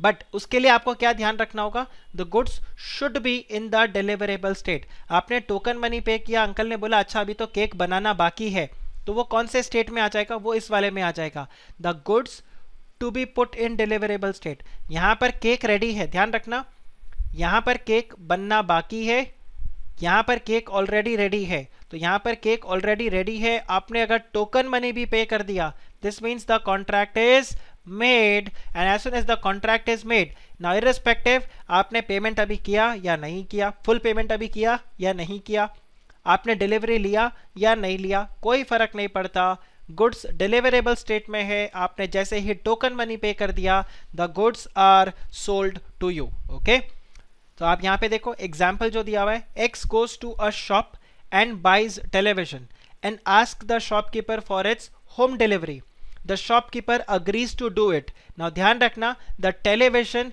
immediately becomes the property of x, right? The television immediately becomes the property of x. तो ये क्या हो गया, the goods are in deliverable state. Second condition अगर आप देखो यहाँ पर जो वो बता रहा है, that the specific goods to be put in deliverable state, तो यहाँ वो क्या बोल रहा है, where there is a contract for the sale of specific goods and seller is bound to do something to the goods for which purpose of putting them in deliverable state. आप यहाँ पर चेक करो, the seller is bound to do something to the goods for the purpose of putting them into deliverable state. Cake को अभी थोड़ा bake करना बाकी है, या केक को डब्बे में डालना बाकी है, केक के ऊपर कुछ लिखना बाकी है, whatever the case may be, लेकिन अभी केक ready for delivery नहीं है. In that case, the property does not passes until such thing is done and the buyer has the notice thereof. आपका केक बनकर रेडी हो गया और आपने बायर को इंटीमेट कर दिया, यहाँ पर देखना एंड लिखा हुआ है, आपका केक बनकर रेडी हो गया और आपने बायर को इंटीमेट कर दिया कि देखो आपका केक बन गया है. इन दैट केस आप यहाँ पर क्या बोलोगे, the goods are in deliverable state, और आपको अब आपका जो ओनरशिप है वो गुड्स का क्या हो गया, वो ट्रांसफर हो गया. लेकिन जब तक आपने गुड्स को डिलीवरेबल स्टेट में नहीं डाला, या फिर डिलीवरेबल स्टेट में डाल तो दिया बट बायर को इंटीमेट नहीं किया, तब तक आप क्या बोलोगे, the goods are not in deliverable state and in that case the property is not transferred. Guys, this is clear और नॉट? सेकेंड वाला केस ओके, परफेक्ट. तो चलिए अब हम थर्ड वाले में जाते हैं, जिसमें गुड्स तो क्या है, डिलीवरेबल स्टेट में है, बट प्राइस अभी भी क्या करना है, आपको एसरटेन करना है. Seller has to ascertain the price, right. देखो, goods in deliverable state, the specific goods in a deliverable state, when the seller has to do anything thereto in order to ascertain the price. So where there is a contract for the sale of specific goods in a deliverable state, but the seller is bound to, अब देखो क्या क्या करना है, उसको wait करना है, ठीक है, उसको मेजर करना है, उसको टेस्टिंग करना है, और do some other act or the thing with reference to the goods, किसके लिए, for the purpose of ascertaining the price. ध्यान रखना, the property does not passes until such thing done or act is done by the buyer and by the seller and buyer has the notice thereof. एक simple example आपके लिए, आप एक suppose करो suit बनवाना चाहते हो, ठीक है, you want to make a coat and a trouser, आप वो सूट पीस बनवाना चाहते हो. आपका जो कपड़ा है, ठीक है, वो कपड़ा सेट असाइड करके रख दिया, वो डिलीवरेबल स्टेट में तो है, लेकिन अंकल ने अभी तक उस कपड़े को नापा नहीं है कि what is the length of that material. Now in that case, जब तक अंकल वो लेंथ को नापेंगे नहीं, तब तक वो आपको गुड्स देंगे कैसे, ठीक है. और जब तक वो देंगे कैसे, इन द सेंस जब प्राइस नहीं पता चल सकेगा ना कि आपका कितना, सपोज किसी को 1.5 मीटर कपड़ा लग रहा है, किसी को 2 मीटर कपड़ा लग रहा है, किसी को 2.5 मीटर कपड़ा लग रहा है, किसी को 3 मीटर कपड़ा लग रहा है ना, डिपेंडिंग अपॉन कितना कपड़ा आपको चाहिए. The goods are in deliverable state, but अभी तक उन्होंने उसको मेजर नहीं किया. सो यहाँ पर जब तक वो कपड़े को मेजर नहीं करेंगे, और मेजर करने के बाद जब तक आपको इंटीमेट नहीं करेंगे कि आपके लिए 1.5 मीटर कपड़ा लग रहा है और 1.5 मीटर कपड़े का आपका फॉर एग्जांपल 1500 रुपीज हुआ, तब तक आप क्या बोलोगे, द गुड्स आर नॉट, और basically the ownership is not yet transferred. एक ये वाला एग्जाम्पल आप देखना, एग्जाम में आपको फिर से मिल सकता है. ये सेम एग्जाम्पल के अंदर, सेम एग्जाम के अंदर आपको क्वेश्चन बन के आ सकता है, जिसमें क्या दिया हुआ है. अब सिंपल देखो कैसा है. A sold carpets to the company which were required to be laid. अब आप विजुअलाइज कर पा रहे हो, कारपेट्स है, वो कारपेट के बड़े बड़े रोल्स हैं, ठीक है, वो कारपेट है जो कि कंपनी के फ्लोर के ऊपर कहीं पर ले करना है. Now the carpet was delivered to the company's premise. आप सोचो, जो कारपेट था वो कंपनी के प्रेमाइस में पहुंच गया, but was stolen before it could be laid. आपने उसको लगाया कारपेट को, उसके पहले वहां से चोरी हो गया. कहां से चोरी हुआ, कंपनी के प्रेमाइस से. आप देखो, कंपनी के प्रेमाइस तक पहुंच गया था, इट वाज डिलीवर्ड, और वहां से ये क्या हो गया, चोरी हो गया. किसके पहले चोरी हो गया, before it could be laid, ठीक है. Now it was held that the carpet was not in the deliverable state as it was not laid and which was the part of the contract, hence the property had not passed to the buyer. Now since the property was not passed to the buyer, who is responsible for the loss, seller or buyer? Here it will be the seller, okay, क्योंकि property अभी तक buyer को जब transfer नहीं हुआ तो seller responsible हो जाएगा. एंड इसी के लिए ये बहुत इंपॉर्टेंट हो जाता है कि प्रॉपर्टी ट्रांसफर हुआ या नहीं हुआ, या प्रॉपर्टी किस टाइम पर ट्रांसफर हुआ. बिकॉज जितना भी यहाँ पर हम डिस्कशन कर रहे हैं, सारे डिस्कशन का एक ही कंक्लूजन है कि प्रॉपर्टी जब ट्रांसफर हो गया तो रिस्क ऑफ लॉस भी ट्रांसफर हो गया, और रिस्क ऑफ लॉस अगर ट्रांसफर हो गया और बाद में गुड्स डैमेज हो गए तो उसका भरपाई कौन करेगा, सेलर करेगा या बायर करेगा. हमें ये आइडेंटिफाई करना है. आप मुझे बताओ, ये तीनों केसेस आपको क्लियर हुए या नहीं, राइट. इसका कंक्लूजन चार्ट आपका simple, if the goods are in, if the goods are specific goods, ठीक है. सबसे पहला, the goods are specific goods, the specific goods are in deliverable state. if the specific goods are in deliverable state, तो जैसे ही आपने contract किया, property is transferred. the goods are to be put in deliverable state, तो जैसे ही उसको deliverable state में रखोगे और बायर को नोटिस कर दोगे तो the property is transferred. then the goods are in deliverable state, but अभी उसमें कुछ ऐसा करना है जिससे प्राइस एसरटेन हो, तो जैसे ही आपने वो कर दिया और आपने बायर को इंटीमेट कर दिया, the property is transfer to the buyer. Guys this is clear, simple. तो हमने जो यहाँ पर देखा, स्पेसिफिक गुड्स या एसरटेन गुड्स का प्रॉपर्टी कब ट्रांसफर होगा, ये आपके स्टेजेस हो गए. Guys this is clear, this is clear, okay, perfect. I think lot of you have already written yes, okay, कोई प्रॉब्लम नहीं. अब देखिए अगला अपने पास यहाँ पर क्या आता है, the goods must be ascertain. अब क्या हो गया, the goods are not ascertain. अब हम क्या कर रहे हैं, गुड्स को एसरटेन करेंगे. आप देखो, हम अब यहाँ पर आ गए, ये वाला कंप्लीट हो गया 1, अब हम 2 पे आ गए, हम इसके ऊपर आ गए, ठीक है. passing of unascertained goods. So where there is a contract of sale for unascertained goods, no property in the goods is transferred to the buyer unless and until the goods are ascertained. तो जब तक आपका goods ascertain नहीं होगा तब तक आपका property जो होगा वो गुड्स का ट्रांसफर नहीं होगा, राइट. सो आप देखो, the rule in respect of passing of the property for uncertain goods are as follows. Goods of the description are in deliverable state, and दूसरा क्या आ रहा है, delivery to the carrier for transmission. एक तो आपने गुड्स को ascertain कर दिया और दूसरा उसको डिलीवरी के लिए यहाँ पर भेजा. अब हम दोनों केसेस में यहाँ पर चेक करते हैं कब कब आप बोलोगे द प्रॉपर्टी इज ट्रांसफर्ड. तो देखो, the sale of unascertained goods by description. So where there is a contract of sale of unascertained or future goods by description and the goods of that description are in deliverable state, are unconditionally appropriated to the contract either by the seller with the assent of the buyer और by the buyer with the assent of the seller. भाई कोई फर्क नहीं पड़ता, एक बार आपके unascertained goods ascertain हो गए और वो डिलीवरेबल स्टेट में है एंड अनकंडीशनली आपने उसको सेट असाइड करके रख दिया कि भाई ये गुड्स तो सिर्फ बायर के लिए है, in that case the property in the goods thereupon passes to the buyer. Simple. तो जैसे ही आपने अनएसरटेन गुड्स को एसरटेन किया, सेट असाइड कर दिया और उसको एक्सक्लूसिवली आपने रख दिया किसके लिए, फॉर द बायर, आप क्या बोलोगे, the property in the goods passes to the buyer. Now such an assent can be what? It can be express, it can be implied, right? और ये कौन गुड्स को सेट असाइड कौन कर सकता है, अनएसर्टेड से एसर्टेन कौन कर सकता है, बायर कर सकता है with the consent of the seller, या फिर सेलर कर सकता है with the assent of the buyer. कोई फर्क नहीं पड़ता, किसी ने भी गुड्स को सेट असाइड किया हो, as soon as the unascertained goods are ascertained, they are set aside and are kept exclusively for that particular buyer, the property of the goods transfers to the buyer, which means the buyer is now the owner of the goods. आप बताओ, is this clear or not? Is this clear or not?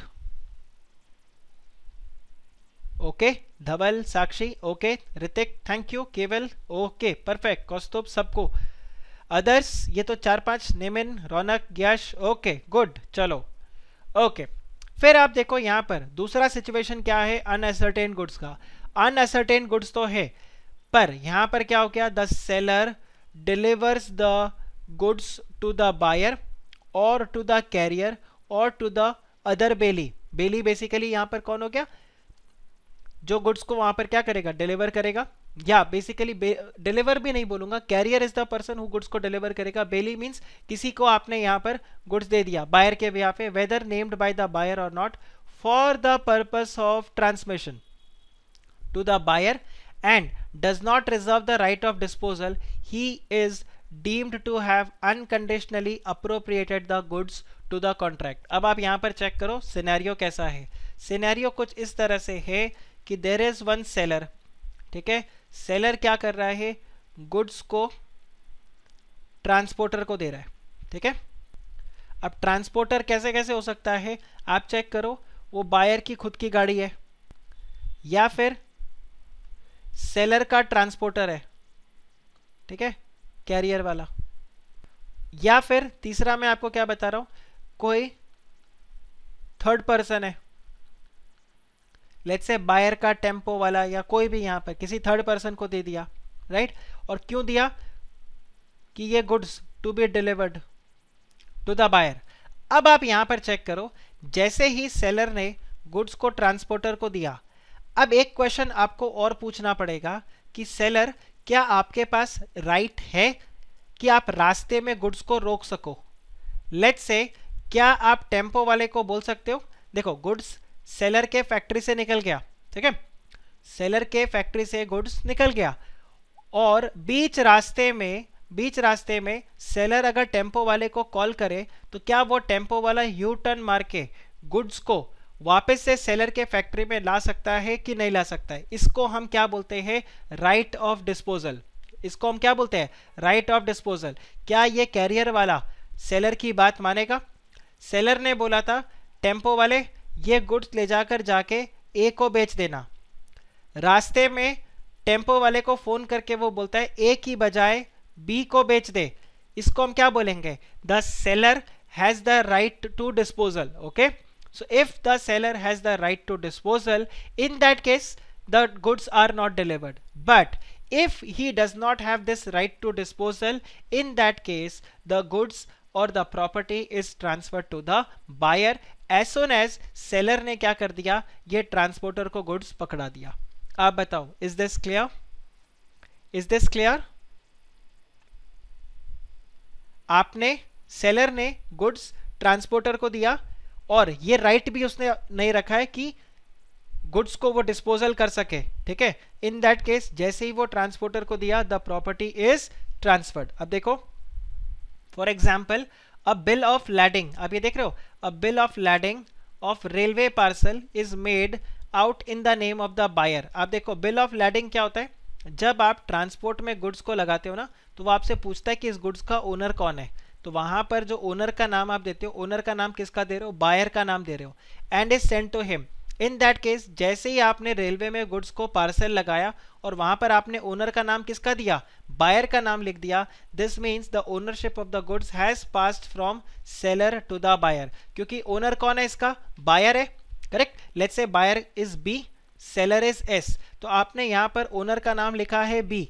Now if S is going to call railway person कि भाई इस goods को यहाँ नहीं वहाँ भेजो, तो रेलवे वाला उसकी बात नहीं मानेगा, क्योंकि वो क्या बोलेगा रेलवे वाला, भाई B is the owner, let B tell me what is to be done of these goods, right? So he does not reserve, the seller does not reserve the right of disposal. In that case the property or the ownership gets transferred from the seller to the buyer. Now in case of goods are subject to accidental loss or theft, the seller will not be liable.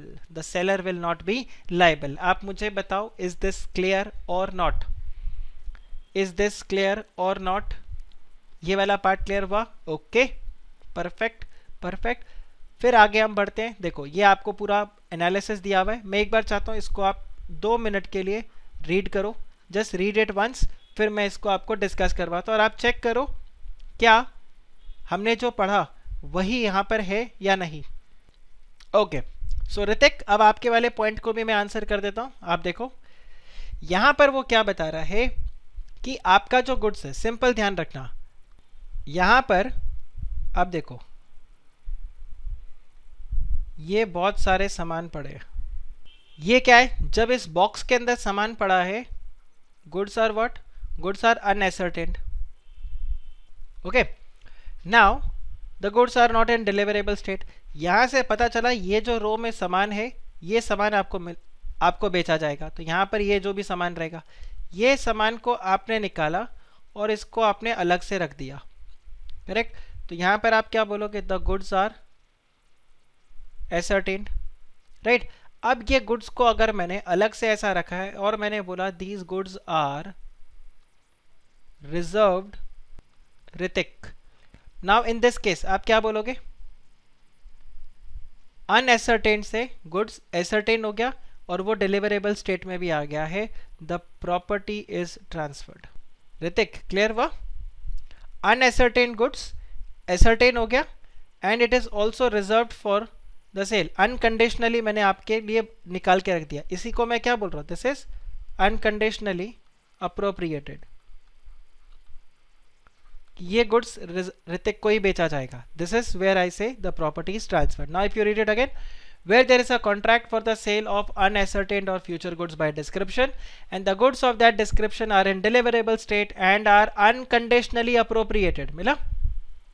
Now in this case ये आपका क्या बन जाएगा, deliverable state में. तो property यहाँ पर transfer हो जाएगा. तो इधर आप देखो, आप चेक करो एसेंशियल्स क्या क्या है. There is a contract for sale of unascertained और future goods, then the goods should conform the description and the quality which is stated in the contract, then the goods must be in deliverable state, then the goods must be unconditionally appropriated. correct, आपने उसको set aside करके रखा है either or appropriated to the contract either by delivery to the buyer or his agent, okay, or the carrier, किसी को भी. now the appropriation must be made by either by the seller with the assent of the buyer or buyer with the assent of the seller, and the assent must be express or implied, and the assent must be given either before or after appropriation. in that case हम क्या बोलेंगे, property is transferred. तो ये ध्यान आप रखोगे जब हम बात करेंगे when does the property gets transferred of unascertained goods. So this is how the property of the goods get transferred. Guys, this is clear? All right. फिर देखो ये आ जाता है गुड्स सेंट ऑन अप्रूवल और सेल और return basis. तो आप जो नॉर्मली यहाँ पर मिंत्रा, फ्लिपकार्ट, करेक्ट, अमेजोन पे आप जो सेल करते हो, गुड्स को परचेज करते हो, फिर वो पसंद नहीं आता तो आप रिटर्न करते हो गुड्स को, करेक्ट. तो मिंत्रा में स्पेशली शायद ऐसा होता है कि वो 30 डेज का आपको टाइम देते हैं. आप गुड्स को खरीदो, कपड़ों को खरीद लो, 30 दिन तक आप उसको देख लो, अगर अच्छा नहीं लगा तो आप उसको 30 दिन के अंदर अंदर रिटर्न कर सकते हो. बट व्हाट इफ आपने 30 दिन के अंदर उसको रिटर्न नहीं किया, तो अगर 30 दिन के अंदर रिटर्न नहीं किया तो 31st day you lose that right to refuse the goods or to return the goods or to get it exchanged, because 30 दिन में अगर आपने कोई रिटर्न नहीं किया तो it will be what, it will be a deemed sale. ये मान लिया जाएगा कि गुड्स आपका बिक गया है. तो आप सबसे पहले तो ये समझ लो what happens in case of sale on approval और sale on return basis. तो आप सबसे पहले ये समझो what do you mean by sale on approval basis. Sale on approval basis का सिंपल मतलब ये होता है कि देखो नॉर्मली जब आप गुड्स को बेचते हो तो आप उसको अनकंडीशनली बेचते हो, ठीक है. When the goods are sold, these goods are usually sold unconditionally. एक बार गुड्स बेचा तो बेच दिया, खत्म. लेकिन कई बार गुड्स क्या होता है, they are sold on a condition. और वो कंडीशन कैसा रहता है कि देखो मैंने गुड्स को बेच तो दिया है, if you like the goods it is fine, if you don't like the goods you can return, कोई भी रीज़न आपका रहेगा. सो यहाँ पर कंडीशन क्या रहेगा, that sold can be returned with in the specified time period. तो अगर ये स्पेसिफाइड टाइम पीरियड में आपने गुड्स को रिटर्न कर दिया then there is no sale. लेकिन अगर ये स्पेसिफाइड टाइम पीरियड में आपने गुड्स को रिटर्न नहीं किया, so I would say the goods are not returned. In that case आप यहाँ पर क्या बोलोगे, the goods are considered to be sold, ठीक है. और तीसरा सिचुएशन जो मैं आपको बता रहा हूँ कि ये जो आपका अप्रूवल, ये जो स्पेसिफाइड टाइम है ना, इस स्पेसिफाइड टाइम को हम बोलते हैं approval period. This specified time is called as approval period. तो अगर ये आपने अप्रूवल पीरियड के अंदर, ठीक है, अगर आपने ये अप्रूवल पीरियड के अंदर गुड्स को रिटर्न किया देयर इज नो सेल, नहीं रिटर्न किया तो इट इज सोल्ड. या फिर आपने अप्रूवल पीरियड में कोई एक ऐसा एक्ट कर दिया, ठीक है, यू हैव डन समथिंग, ठीक है, which is implied sale of goods, which is implied sale of goods, तो भी यहाँ पर क्या मान लिया जाएगा, द गुड्स आर सोल्ड. तो इसको हम बोलते हैं सेल ऑन अप्रूवल बेसिस. अब हम ये बात कर रहे हैं कि जब आपने गुड्स इस तरह से बेचा है सेल ऑन अप्रूवल बेसिस पे, इन दैट केस ओनरशिप कब ट्रांसफर होगा, ठीक है गाइस, दिस इज क्लियर. हम यहाँ पर चेक करेंगे कि इस केस में ओनरशिप कब ट्रांसफर होता है, when is the property of the goods transferred. Clear ये वाला, इसका स्क्रीनशॉट लेने का जरूरत नहीं है, this will be there in your PPT only, right. ये देखो ये वापस से आपके पीपीटी में आ गया, आप चेक करो.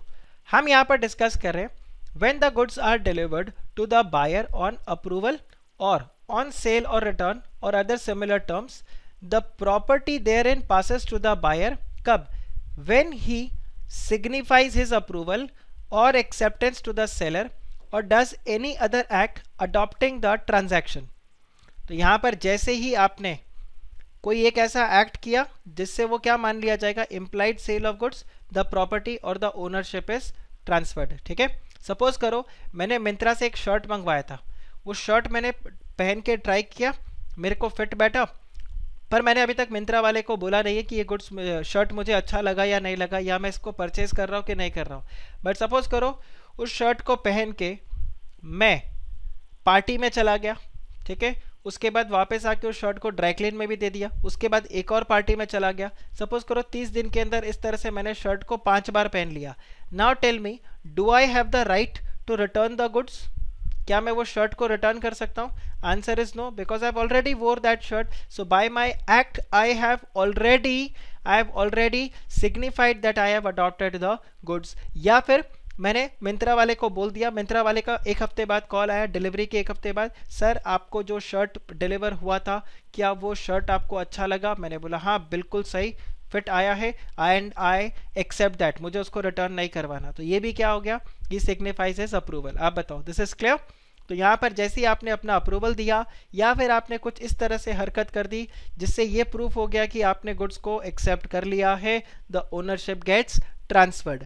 दूसरा क्या है, ये वाला सिचुएशन जो मैंने आपको बताया कि अप्रूवल पीरियड जो था उसके एंड तक आपने कोई भी सिग्निफाई नहीं किया, तो जैसे ही आपका अप्रूवल पीरियड खत्म, द ओनरशिप इज ट्रांसफर्ड। तो आप ये देखो, when he does not signify his approval और acceptance to the seller but, ये देखो, retains the goods without giving the notice of rejection, then if a time has been fixed for the return of the goods on the expiration of such time, and if no such time has been fixed on the expiration of the reasonable time, the ownership is transferred. और तीसरा क्या हो गया, he does something to the good which is equivalent for accepting the goods, जैसे he pledges और he sells the goods। आप बताओ, मैंने मिंत्रा से शर्ट खरीदा, अगले दिन वो शर्ट किसी और को ले जाकर बेच दिया, तो अब आप मुझे बताओ what I have done, I have done something, okay, I have done something जिससे क्या हो जाएगा कि गुड्स जो है वो इक्विवेलेंट हो गया of accepting the goods, right?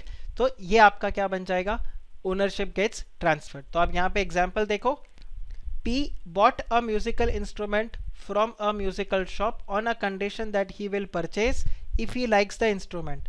After a week, he has informed the shop owner that he has agreed to purchase the musical instrument. The ownership is transferred when he decides to purchase the instrument as his own. Correct? So a buyer under the contract on the basis of sale or return is deemed to have exercised his option when he does any act exercising the domination over the goods showing an unequivocal intention to buy. For example, if he pledges the goods with the third party, ठीक है? तो अगर आपने goods को purchase किया और किसी third party के पास में आप उसको प्लेज करवा दो, तो वो भी क्या मान लिया जाएगा, it will be considered as the very sale of the goods. तो आप यहाँ पर आगे देखो क्या बता रहे, फेलियर और inability to return the goods to the seller does not necessarily imply the selection to buy. Clear? यहाँ पर वो आ जाएगा। तो आप ये देखो, एक और एग्जाम्पल आपके पास है, A delivered some jewellery to be on the sale और रिटर्न बेसिस। ठीक है, अब ध्यान रखना ये जो एग्जाम्पल है, ये एग्जाम्पल एग्जाम में भी आया हुआ है। ठीक है, अब देखो, A delivered some jewellery to be on sale or return basis. B pledged the jewelry with C. Now it was held that the ownership of the jewelry had been transferred to B as he had adopted the transaction by pledging the jewelry with C. Now as in this case A has no right against C, he can only recover the price of the jewelry from B. Simple check करो, यहाँ पर क्या रहा है, A ने cell और return basis पे B को गुड्स बेचा, बी ने ये गुड्स क्या कर दिया, सी के पास प्लेज करवा दिया। ठीक है, जैसे ही सी के पास उसने इसको प्लेज करवा दिया, B has deemed to accept the goods. Correct? Now in this case A C के पास जाके गुड्स का रिकवरी नहीं कर सकता ये बोल के कि भाई ये गुड्स तो मेरा है, बी ने मुझे अभी तक अप्रूवल नहीं दिया, तुम्हारे पास प्लेज कैसे करवा दिया इसको। करेक्ट? हावेवर ए के पास वही राइट रहेगा कि वो बी से जाके क्या करे, अपना पैसा रिकवर करे। So this right is not there, this right will be there. Why this right will be there? Because he has pledge the goods, और ये प्लेज को ही हम क्या बोलेंगे, this is deemed acceptance, this is deemed acceptance by B. Okay, further आप देखो, A sends to B a water motor, okay, on approval or return basis in March 2016, B to return it after the trial in August 2016. ठीक है, the water motor has not been returned within the reasonable time. तो आप देखो, in that case A is not bound to accept and B must pay the price. तो reasonable time में आपने उसको return नहीं किया, कभी मार्च में परचेज किया था और ट्रायल के बाद में आप अगस्त में रिटर्न कर रहे हो वाटर मोटर को। ना इन दैट केस ये रीजनेबल टाइम नहीं है, क्योंकि मार्च का अगस्त इज लाइक कितना, ऑलमोस्ट 4 महीना निकल गया, 4-5 महीने के बाद में आप गुड्स को रिटर्न कर रहे हो तो वो रीजनेबल नहीं माना जाएगा, right. So in this case the goods will not be accepted and sale यहाँ पर मान लिया जाएगा। एक आपके पास यहाँ पर आता है सेल फॉर कैश ओनली और रिटर्न। अब देखो इसमें और इसमें डिफरेंस है। यहाँ पर क्या होता है, अप्रूवल पीरियड अगर आपका पूरा नहीं हुआ तो गुड्स क्या मान लिया जाएगा, अप्रूवल पीरियड में अगर आपने गुड्स को रिटर्न नहीं किया तो बाय डिफॉल्ट मान लिया जाएगा कि गुड्स आर सोल्ड। आपने अप्रूवल पीरियड के अंदर कुछ ऐसा कर दिया जिससे इम्प्लाइड सेल मान लिया जाता है तो again the goods are sold. But जब मैं बात करता हूँ सेल फॉर कैश ओनली और रिटर्न, इसका क्या मतलब होगा, जब तक आपने गुड्स का कैश पेमेंट नहीं किया तब तक आपका गुड्स सोल्ड नहीं माना जाएगा। तो अगर ये वाले केस में आप जैसे चेक करो, ए ने अप्रूवल बेसिस पे बी को बेचा और बी ने ये गुड्स को सी को प्लेज कर दिया, तो ए सी से रिकवर नहीं कर पाता क्योंकि जैसे इसने प्लेज किया ये डीम्ड एक्सेप्टेंस हो गया and the goods are sold, okay.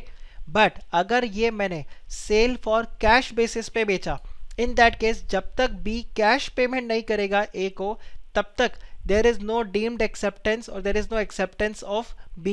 Until that time there is no acceptance from B's end, there is no, or basically B is not the owner of the goods, and if he is not the owner of the goods he cannot transfer it to any third person. तो आप यहाँ पर check करो, it may be noted that where the goods have been delivered to the person on sale or return on the terms that the goods will remain the property of the seller till they are paid for, मिला, till they are paid for, ऐसे में हम उसको क्या बोलते हैं, the goods is for sale for cash only or return. The property therein do not pass or does not pass to the buyer until the terms are complied with, correct? That is the cash is paid for. Now A delivered his jewelry to B on sale for cash only or return basis. It was expressly provided in the contract that the jewelry will remain A's property until the price is paid. Before the payment of the price, B pledged the jewelry with C. It was held that at the time of pledge the ownership was not transferred to the B, hence the pledge is not valid and A could recover the jewelry from C. आप देखो same example, right, same example, but यहाँ पर देखो इधर goods का recovery नहीं हो सकता और इधर गुड्स का रिकवरी हो जाएगा। इधर गुड्स का रिकवरी क्यों हो सकेगा, बिकॉज जैसे ही उसने गुड्स को प्लेज किया, अप्रूवल बेसिस पे था, तो जैसे ही उसने गुड्स को प्लेज किया वो डीम्ड एक्सेप्टेंस हो गया। Deemed acceptance means the goods are deemed to be sold. If the goods are deemed to be sold, this means the ownership is transferred, the ownership is transferred, but here the ownership is not transferred. Hence if the ownership is not transferred, defective title जाएगा third party को, तो वो ना तो goods को cell कर सकता है फर्दर और ना ही उस गुड्स को वो प्लेज कर सकता है। अगर दोनों में से कुछ भी एक किया तो जो ओरिजिनल सेलर है, that is in our example A, वो इस गुड्स को क्या कर लेगा, रिकवर कर सकता है। आप बताओ, इज दिस क्लियर और नॉट, इज दिस क्लियर और नॉट? ये गया आपके दिमाग में? Okay, perfect. अगर ये आपके दिमाग में गया तो मैं फिर आज आपको इसके आगे नहीं पढ़ाऊंगा। I will wrap up the lecture here, correct. But आप एक चीज़ ध्यान रखना, सैटरडे को जब आप लेक्चर के लिए आओगे उसके पहले ये सब आप डिटेल में पढ़ के आना। मैं इसलिए आपको जल्दी छोड़ रहा हूँ because this is too much to absorb, right. तो मैं वैसे अगर आपको आज ये आगे कवर करवा भी दूँ, देखो ये इतना सा पोर्शन है, मैं करवा भी दूँ तो आपके लिए थोड़ा सा ज़्यादा हो जाएगा, राइट। तो आप कोशिश करना कि यहाँ तक का जितना पोर्शन है उसको आप प्रॉपरली रिवाइज करके आओ और यहाँ से हम हमारे नेक्स्ट लेक्चर के अंदर कवर करेंगे, that is on 4th Saturday को हम यहाँ से अपना लेक्चर शुरू करेंगे, okay. Now Raunak, you have a doubt. अब देखो मैं आपको रौनक दो चीज़ बता देता हूँ। देखो सिंपल एग्जाम्पल देखो, आप रौनक को एक बार डाउट है तो इस डाउट को मैं यहाँ पे ऐसे क्लियर करता हूँ। देखो एक ट्रांजैक्शन हुआ है किसके किसके बीच में, ए से ट्रांजैक्शन हुआ है बी के पास, बी से एक दूसरा ट्रांजैक्शन हुआ है सी के पास। यहाँ पर ट्रांजैक्शन कॉमन है कि गुड्स क्या किया गया है, प्लेज हुआ है, गुड्स प्लेज हुआ है। अब आप देखो फर्स्ट वाले केस में मैं बोलता हूँ ए ने बी को गुड्स बेचा ऑन अप्रूवल बेसिस, तो जैसे इसने अप्रूवल बेसिस पे भेजा और ये गुड्स यहाँ पर जैसे ही प्लेज हो गया, ये जो प्लेज है this is what, this pledge is deemed acceptance by B. Correct, approval basis पे आपने कुछ भी ऐसी हरकत कर दी जो डीम्ड एक्सेप्टेंस बना देगा, तो आपका यहाँ पर सेल हो गया। अगर डीम्ड एक्सेप्टेंस हो गया this means the goods are sold to B. If the goods are sold to B, B is the owner. If B is the owner of the goods, वो यहाँ पर goods को pledge करवा सकता है, तो in that case C से goods recover नहीं होगा। ठीक है, but अगर मैं आपको बोलूँ A ने कैश और रिटर्न बेसिस पे गुड्स ट्रांसफर किया था B को, तो until the cash is paid, B is not the owner. And if B is not the owner, in that case, how can he pledge the goods? If he cannot pledge the goods, and if he has actually pledged it, C will have to return the goods to A. अगर A ने उसका recovery किया तो ये बताओ, समझ में आया? तो जितना खेला है वो पूरा का पूरा गेम इसके ऊपर चल रहा है, ओनरशिप के ऊपर, राइट? ये पूरा गेम ओनरशिप के ऊपर चल रहा है। If ownership is transferred, then there is no problem. But if the ownership is not transferred, the original seller can recover the goods because condition as to title meet नहीं होगा, defective title चला जाएगा। अब बताओ, is this clear? Is this clear? Okay, perfect. Then that's it for today's lecture. So do revise. मैं आपको बोलूँगा आज का लेक्चर एक बार आप सुन लेना मेरे अगले लेक्चर के पहले। आप मेरे अगले लेक्चर को देखो, उसके पहले आप इसको प्रॉपरली एक बार सुन लेना, so that you have crystal clarity and आप इसको कनेक्ट कर पाओगे मेरे अगले लेक्चर के अंदर। ओके, सो इसका स्क्रीनशॉट आप ले लो क्योंकि ये आपको पीपीटी में नहीं मिलेगा। और अपने आंसर कॉपी को भी आप आराम से चेक कर लो। Please check all your answer copy कि आपके आंसर कॉपी में क्या मिस्टेक्स है, क्या है, एंड अकॉर्डिंगली रिवाइज। या बाय बाय।